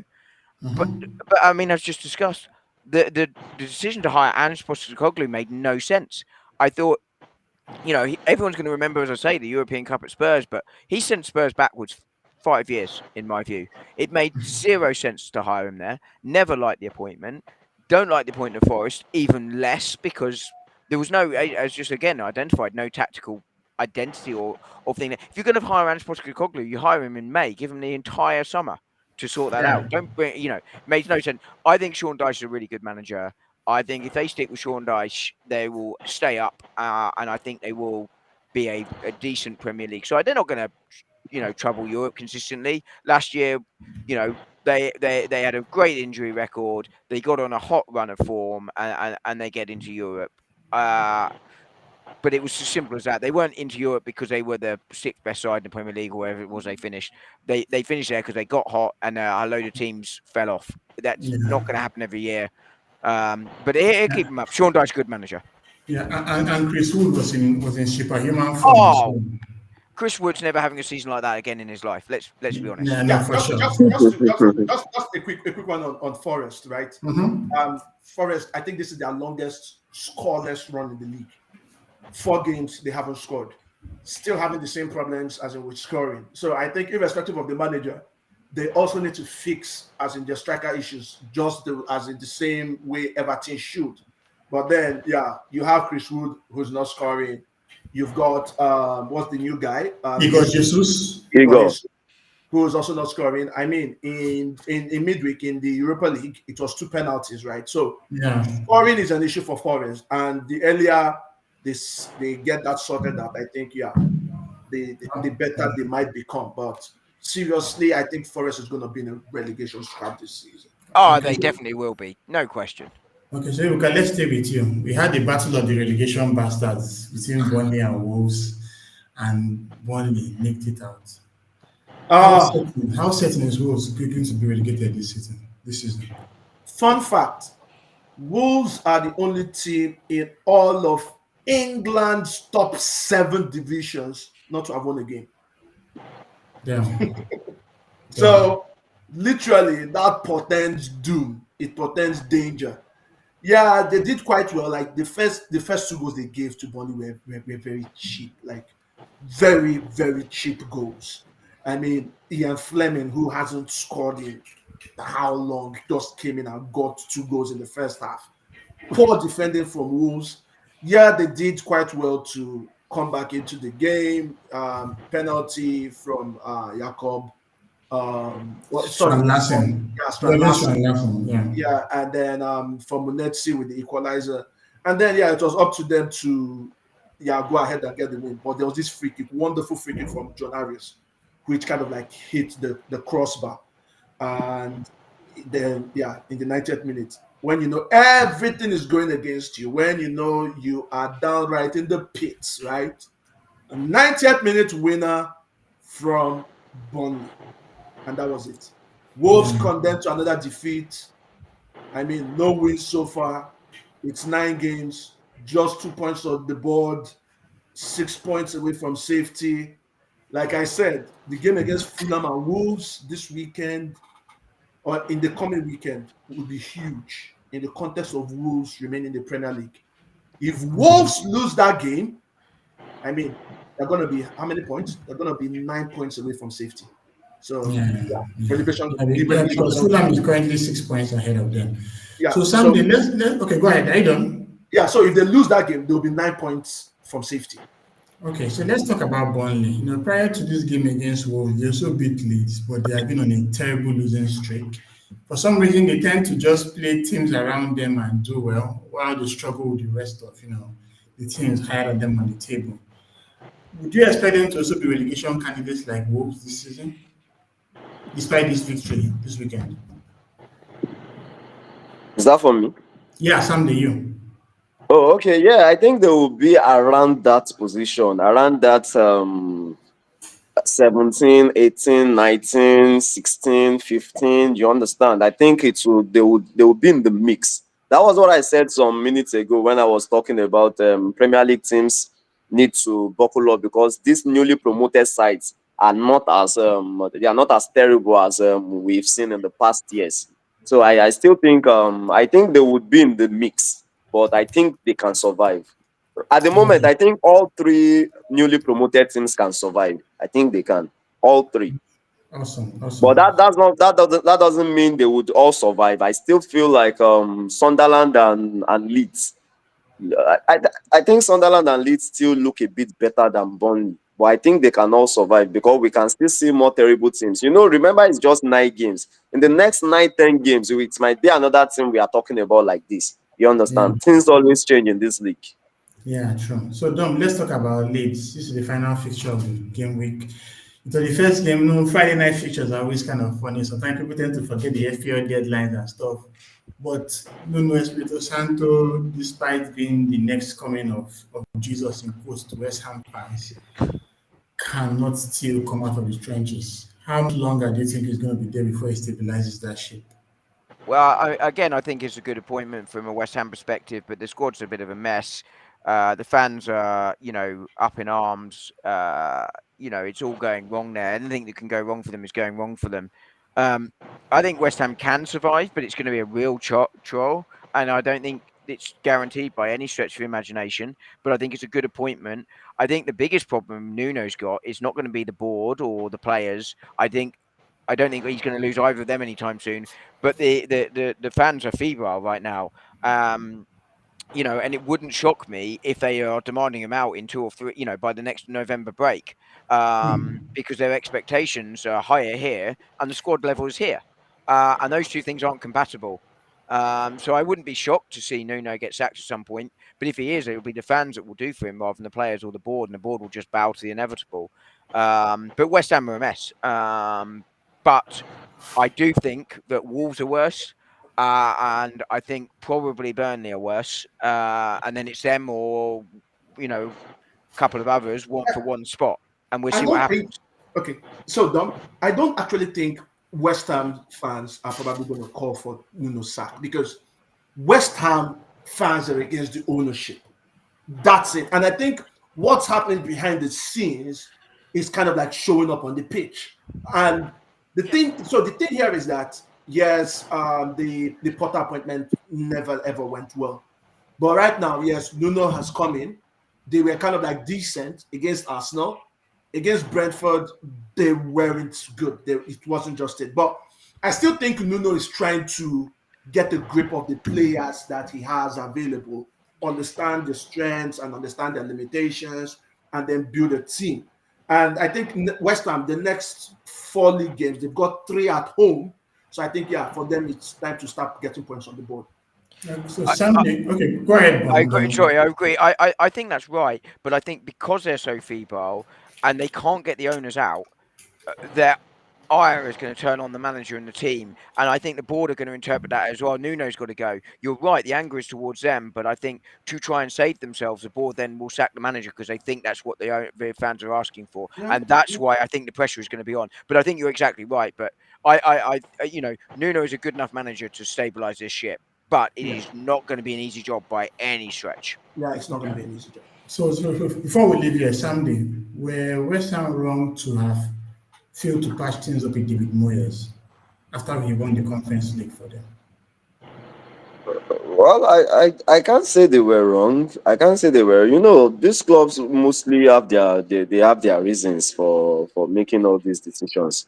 Be it personal, be it performance related. You understand? So I think they just feel like maybe they've gotten the best out of him and it is time to move on. So probably not wrong. It was not Conference League. I don't think well, maybe for a club like West Ham that have not won things and they don't really have opportunity to win other titles. So I feel like that Conference League is just designed for small club in quotes. You understand? For them to just have a chance to win things.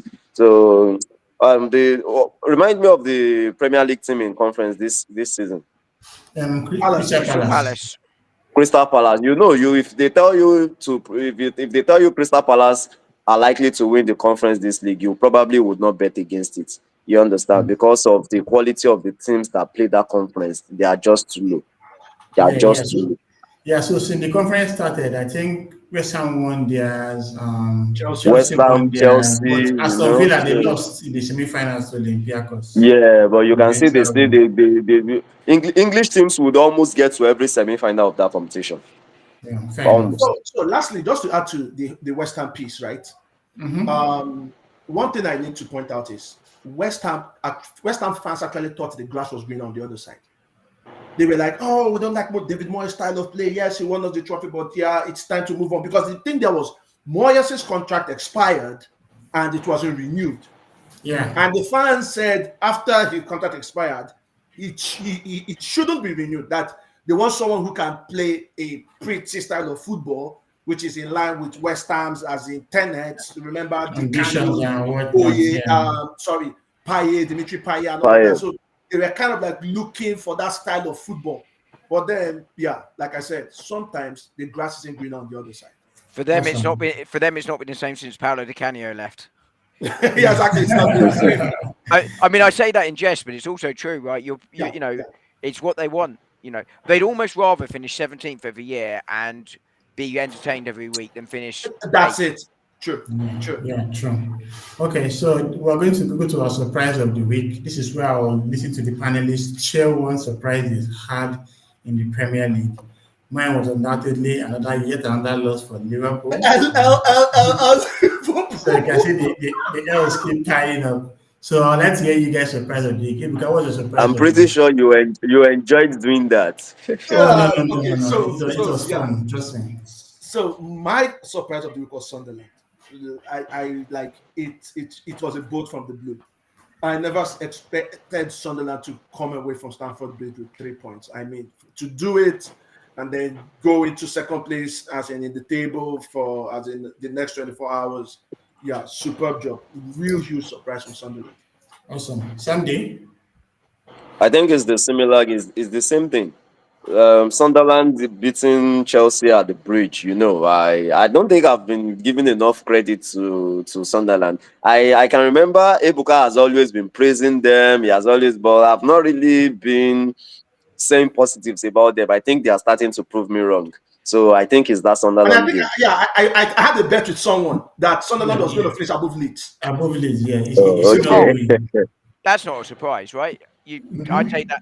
I take that bet twice on Sundays. I always thought, who the hell thought Leeds were finishing ahead of Sunderland?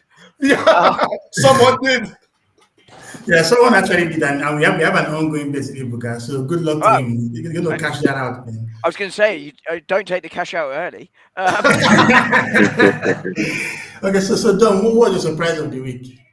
Well, I crossed the halfway line 3 times in my game on Friday. That's a surprise of the week. I never get caught.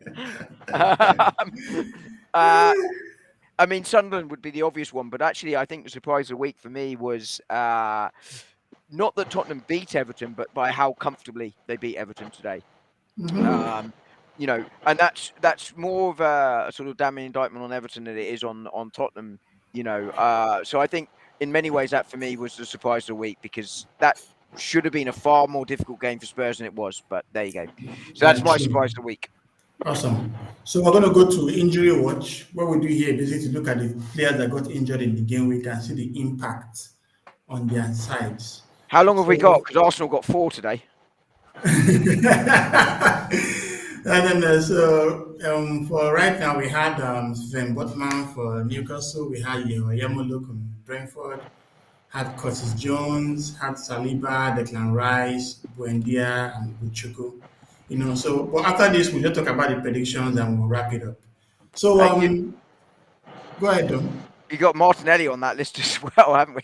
Oh yeah, I heard that he actually hopped out to after full time, and I was like, whoa, what's going on, man? So looking at that now, let's start with you, Dom. Where do you think the biggest impact would be? I can already see our challenges with the Arsenal team. It all depends on how serious these injuries are, right? I mean, I'm always dubious with Mikel Arteta when he talks about injuries, right? About how injured these players are. So we'll Mhm. see. But but Arsenal, when they get an injury with where they are at the moment, the squad depth is there. You'd be worried about the numbers rather than any of the players. William Mhm. Saliba, of course, world class. Declan Wright, of course, not quite world class, but a very, very good player. But other players are going to come in, and I don't think the drop off is huge. Um, so I think that Curtis Jones could well be quite a crucial injury there for Liverpool because I think Yeah. he's one of the few players here that provide balance in that centre midfield for them.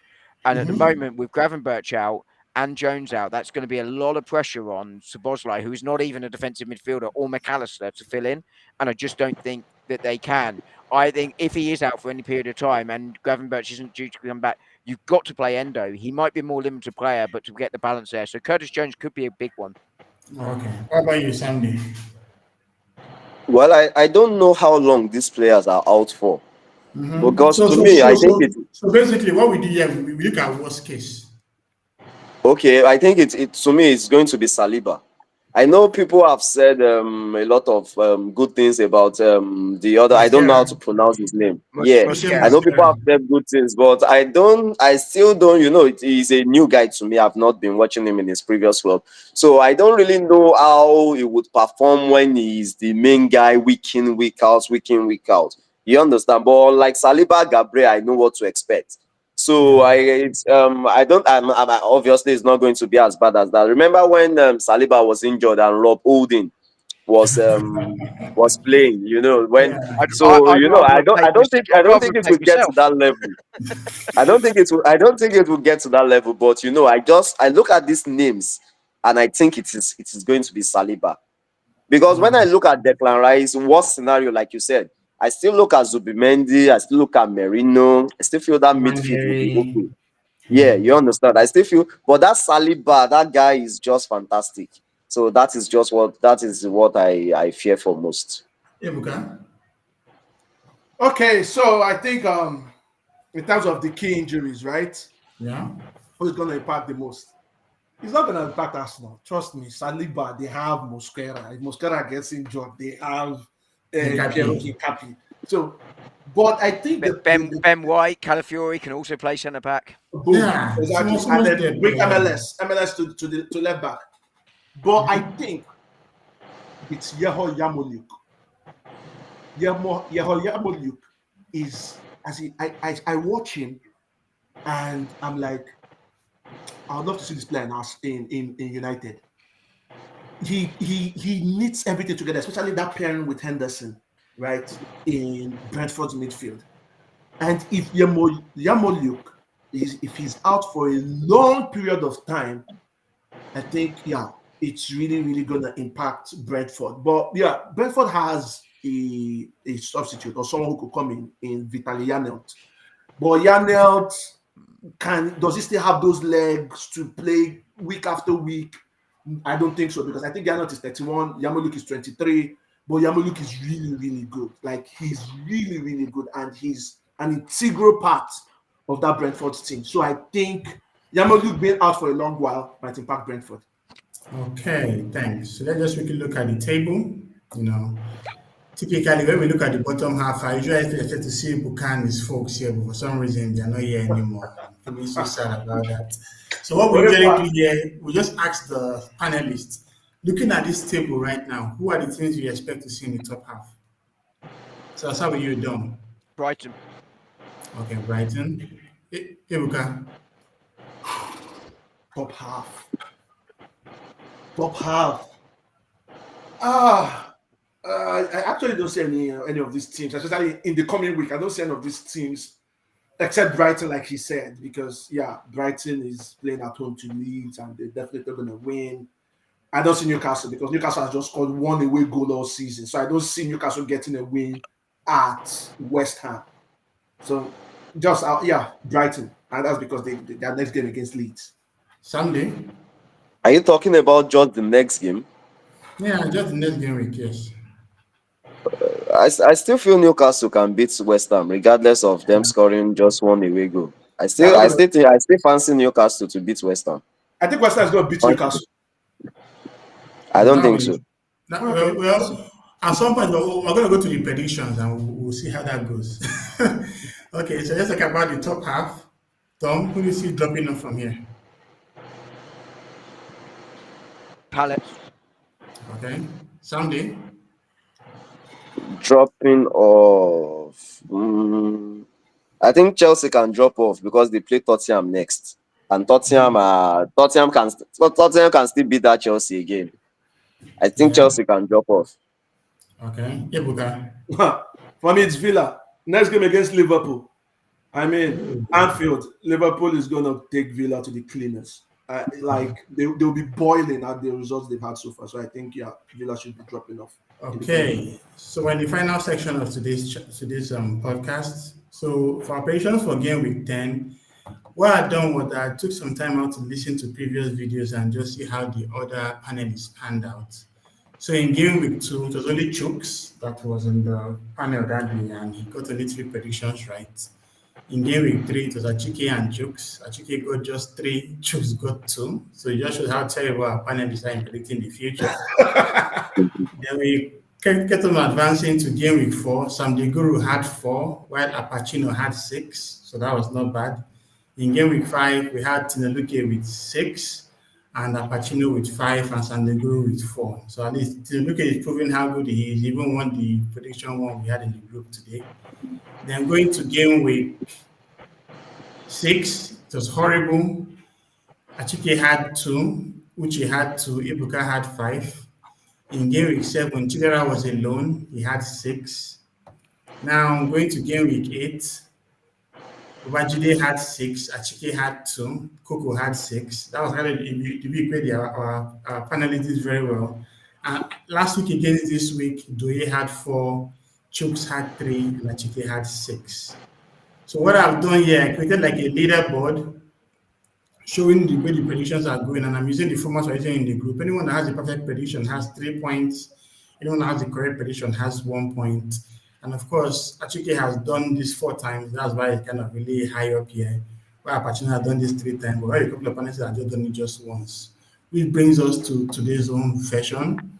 So, Dom, what we do here is I'll call a fixture and you just say your score. The home side is the first score, the away side is the second score. So I say Brighton lead, you just tell me 1-0 or 4-0 or 2-1 or stuff like that. And of course, we'll now put you among these panelists in the future and see whether you are like the next person that would predict what the future is going to be like. So when I want to make a bet against the next games, I can just come and meet you personally since you're Nostradamus. So I will start with you, Dom. Brighton leads. You guys familiar with the concept of Eurovision? Because I feel a nil point coming on here. But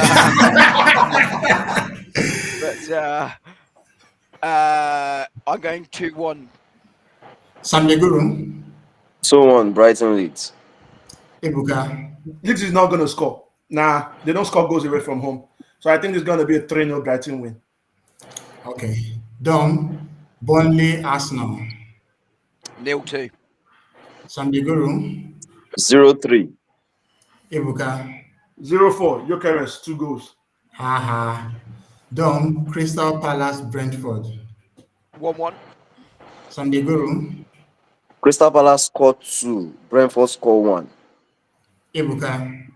Yeah, I think it's Brentford has won so many games so far. So yeah, time for them to cool off. Crystal Palace has not won in a while, so I think it's gonna be Crystal Palace 3, Brentford 1. Dom. Fulham, Wolves. 2-0 for them. Sunday. 1-0 Fulham. Ebuka. So you know the funny thing, Fulham has lost 4 in a row. Mm-hmm. Wolves have also But they been play Wolves. Yeah, but they play Wolves. So the funny thing about this game is that Wolves is gonna win. And Wolves is gonna win 2-0. I like that. Dom. Nottingham Forest, Man United. 1-1. Sam De Guru. I can't really see the fixture. Nottingham Forest. Nottingham Forest, Man Forest United. United. United lose. Forest 2-1. Ebuka. Forest hasn't scored in a while, like in a very long while. So Forest is gonna score, but then United are gonna equalize, and then United are, I think the quality is just gonna show. United 2, Forest 1.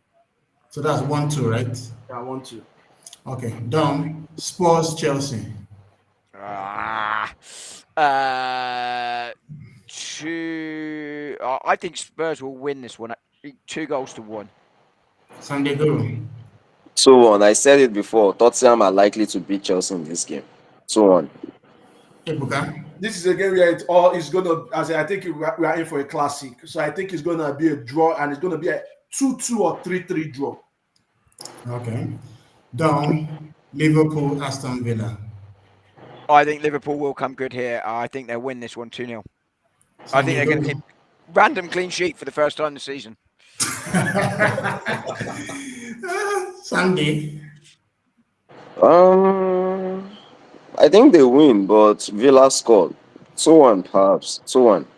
Ebuka. Liverpool is like Sante said, it's gonna be 2-1. Villa is gonna come out for a goal, and then before you know it, Mo Salah with a 90th minute as a dagger to make it 3-1. Oh, awesome, awesome. So, Dom, West Ham, Newcastle. Oh, sorry, dozed off. I thought the game was on. 0-0. 0-0. No, no, oh, crazy. I guess that's why you're going to sleep. Sunday Guru. I think this will be 1-2. West Okay. Ham 1, Newcastle 2. Ebuka. Yeah, West Ham is gonna win this one, and I think they're gonna win 2-1.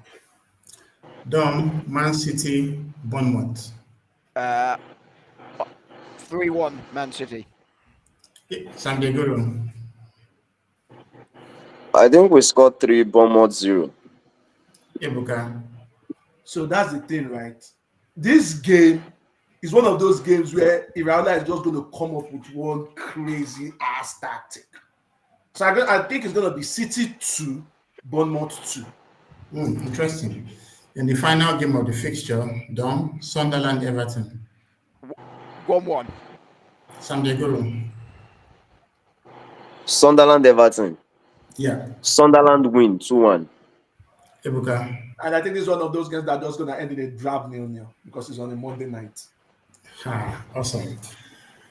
Okay, so You can just put me for 0 points already. Oh, so we've come to the end of today's podcast. It's been awesome having Dom, Ebuka, and Sunday Guru. And as always, I'll take your parting comments on the game week in total. So I'll start with you, Ebuka. On the game in total, yes. United, yes. Top 6, which was where I hope we would end this season. But then it's all about the next game. So, great to be in there. But like I said, if you know where I can wager on Arsenal to be top of the league till the end of the season without coming down in first place, Dom, please let me know. I want to wager that Arsenal is going to be in first place from now to the end of the season and they ain't going to drop. Awesome. I've never hoped someone is right more than Ibuka was that. What was going to say? I mean, yeah, I want to have a pop at Everton for ruining my weekend because it's almost perfect. But from my own club's point of view, really, really happy. Top of the league, extended the lead over the sides I think will challenge most, which are Liverpool and City. Sunderland and Bournemouth, I think, deserve incredible credit for them and really well done. And I hope they can continue as long as possible, but they will drop. But very happy as an Arsenal fan this weekend. Awesome. Sunday Guru. Well, any weekend that City lose and United win, that's a shit weekend. So that's a very, very big shit weekend. I wasn't happy at all with the game, but it is what it is. Now, permit me to say something. I wanted to mention this when Dom was talking about Postecoglou and Tottenham. I think sometimes we are a bit too harsh on Postecoglou. My reasons are not far-fetched. Postecoglou, I'm not even talking about the title he won, but he was 17th in the league table. But I think sometimes we don't remember the season before that. The season before that he was in charge now, Abi. Yeah. And he was fifth. He was fifth Yes, in the fifth. Premier League, and they were not that bad that season before. So I think we just judge him. No, Postecoglou was only good for the first 6 months. In No, bro. Wait, hold on. A season is a 30 game run. You Yes, understand? yeah, yeah, That yeah. is the But if season. you I'm remember, not that saying, season, I'm not no, no, saying, hold on, hold on. hold on. Sorry. If you remember, that season started with Espirito Santo, and he was manager of the month when he won Tottenham's first 4 games. Before he went on a bad run and got sacked, the Pochettino came and now managed the team to go fifth. Is So that really what happened that season? Because sometimes I'm yes, trying to remember. Oh, okay, okay, okay, yeah. So okay, so so okay, the, so maybe the, valid. so Because the season of yes, he made a statement. He said he took Tottenham like 5 years back. So I was like, if this guy finished fifth that year, and because I remember when they finished 17, they had a lot of injuries, like so many injuries upon injuries themselves and City. So I I had felt it many was a injuries, but bit I still harsh. came But second now now. that I remember that it was another manager who got the early run, okay, I think maybe No, that no, no, no, remains no. So, valid. no, no. I think Enigma. I think you're wrong because I just saw it. He actually Mhm. started the season, the I 2020. heard because he was winning manager Yeah, of the month, it manager of was. the month, Yeah, manager of the you won month. manager. You. That's what I'm saying. Yeah, you won manager of the month. I think 3 times. He was on Okay, Exactly, the that okay. was what I podium, remember. So the one we right? didn't know was it the previous year? No, no, I no. I 23, I 24 posted was Koglu the year before last season. He finished fifth. yes. Wait. Well, okay, so sorry. Let's wrap What? up. When did Tottenham sign Espirito Santo? What campaign was that? It was long, long, long ago. As in that I, was I when don't even remember. There's it Espirito Santo and Tottenham yeah, is not recent it was a now. long time ago. It was a long time ago. So that's Yeah. what I'm saying. If he finished fifth that year, and because of and he had a lot of injury. I'm not making an excuse on his behalf. He had a lot of injuries last Mm-hmm. season, He and he did. got to He a stage definitely. whereby he had to just sacrifice the league. The league was no longer there, and he made the Europa League his priority. So I don't really think I think if he's still in charge and he has all players fit, just like this time, I'm not saying it would be spectacular, but I don't think it would be that bad. Wait, That's but are you just my aware? opinion. Okay, but are you aware that in his first 5 months with Spurs, I think Mm. he won, I think 10, drew 3, lost 2. But then his last 71 with Spurs and Forest, he lost 49. 49 in 71. Bro, 49 that is games. 49 in 71. He lost. Case That is closed. so exactly. Look, 49 Case in closed.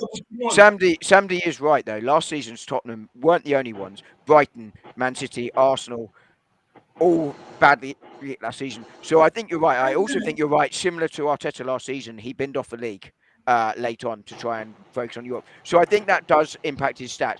My issue with him at Spurs was he didn't have the players to play the style he wanted to play, and he kept playing it anyway.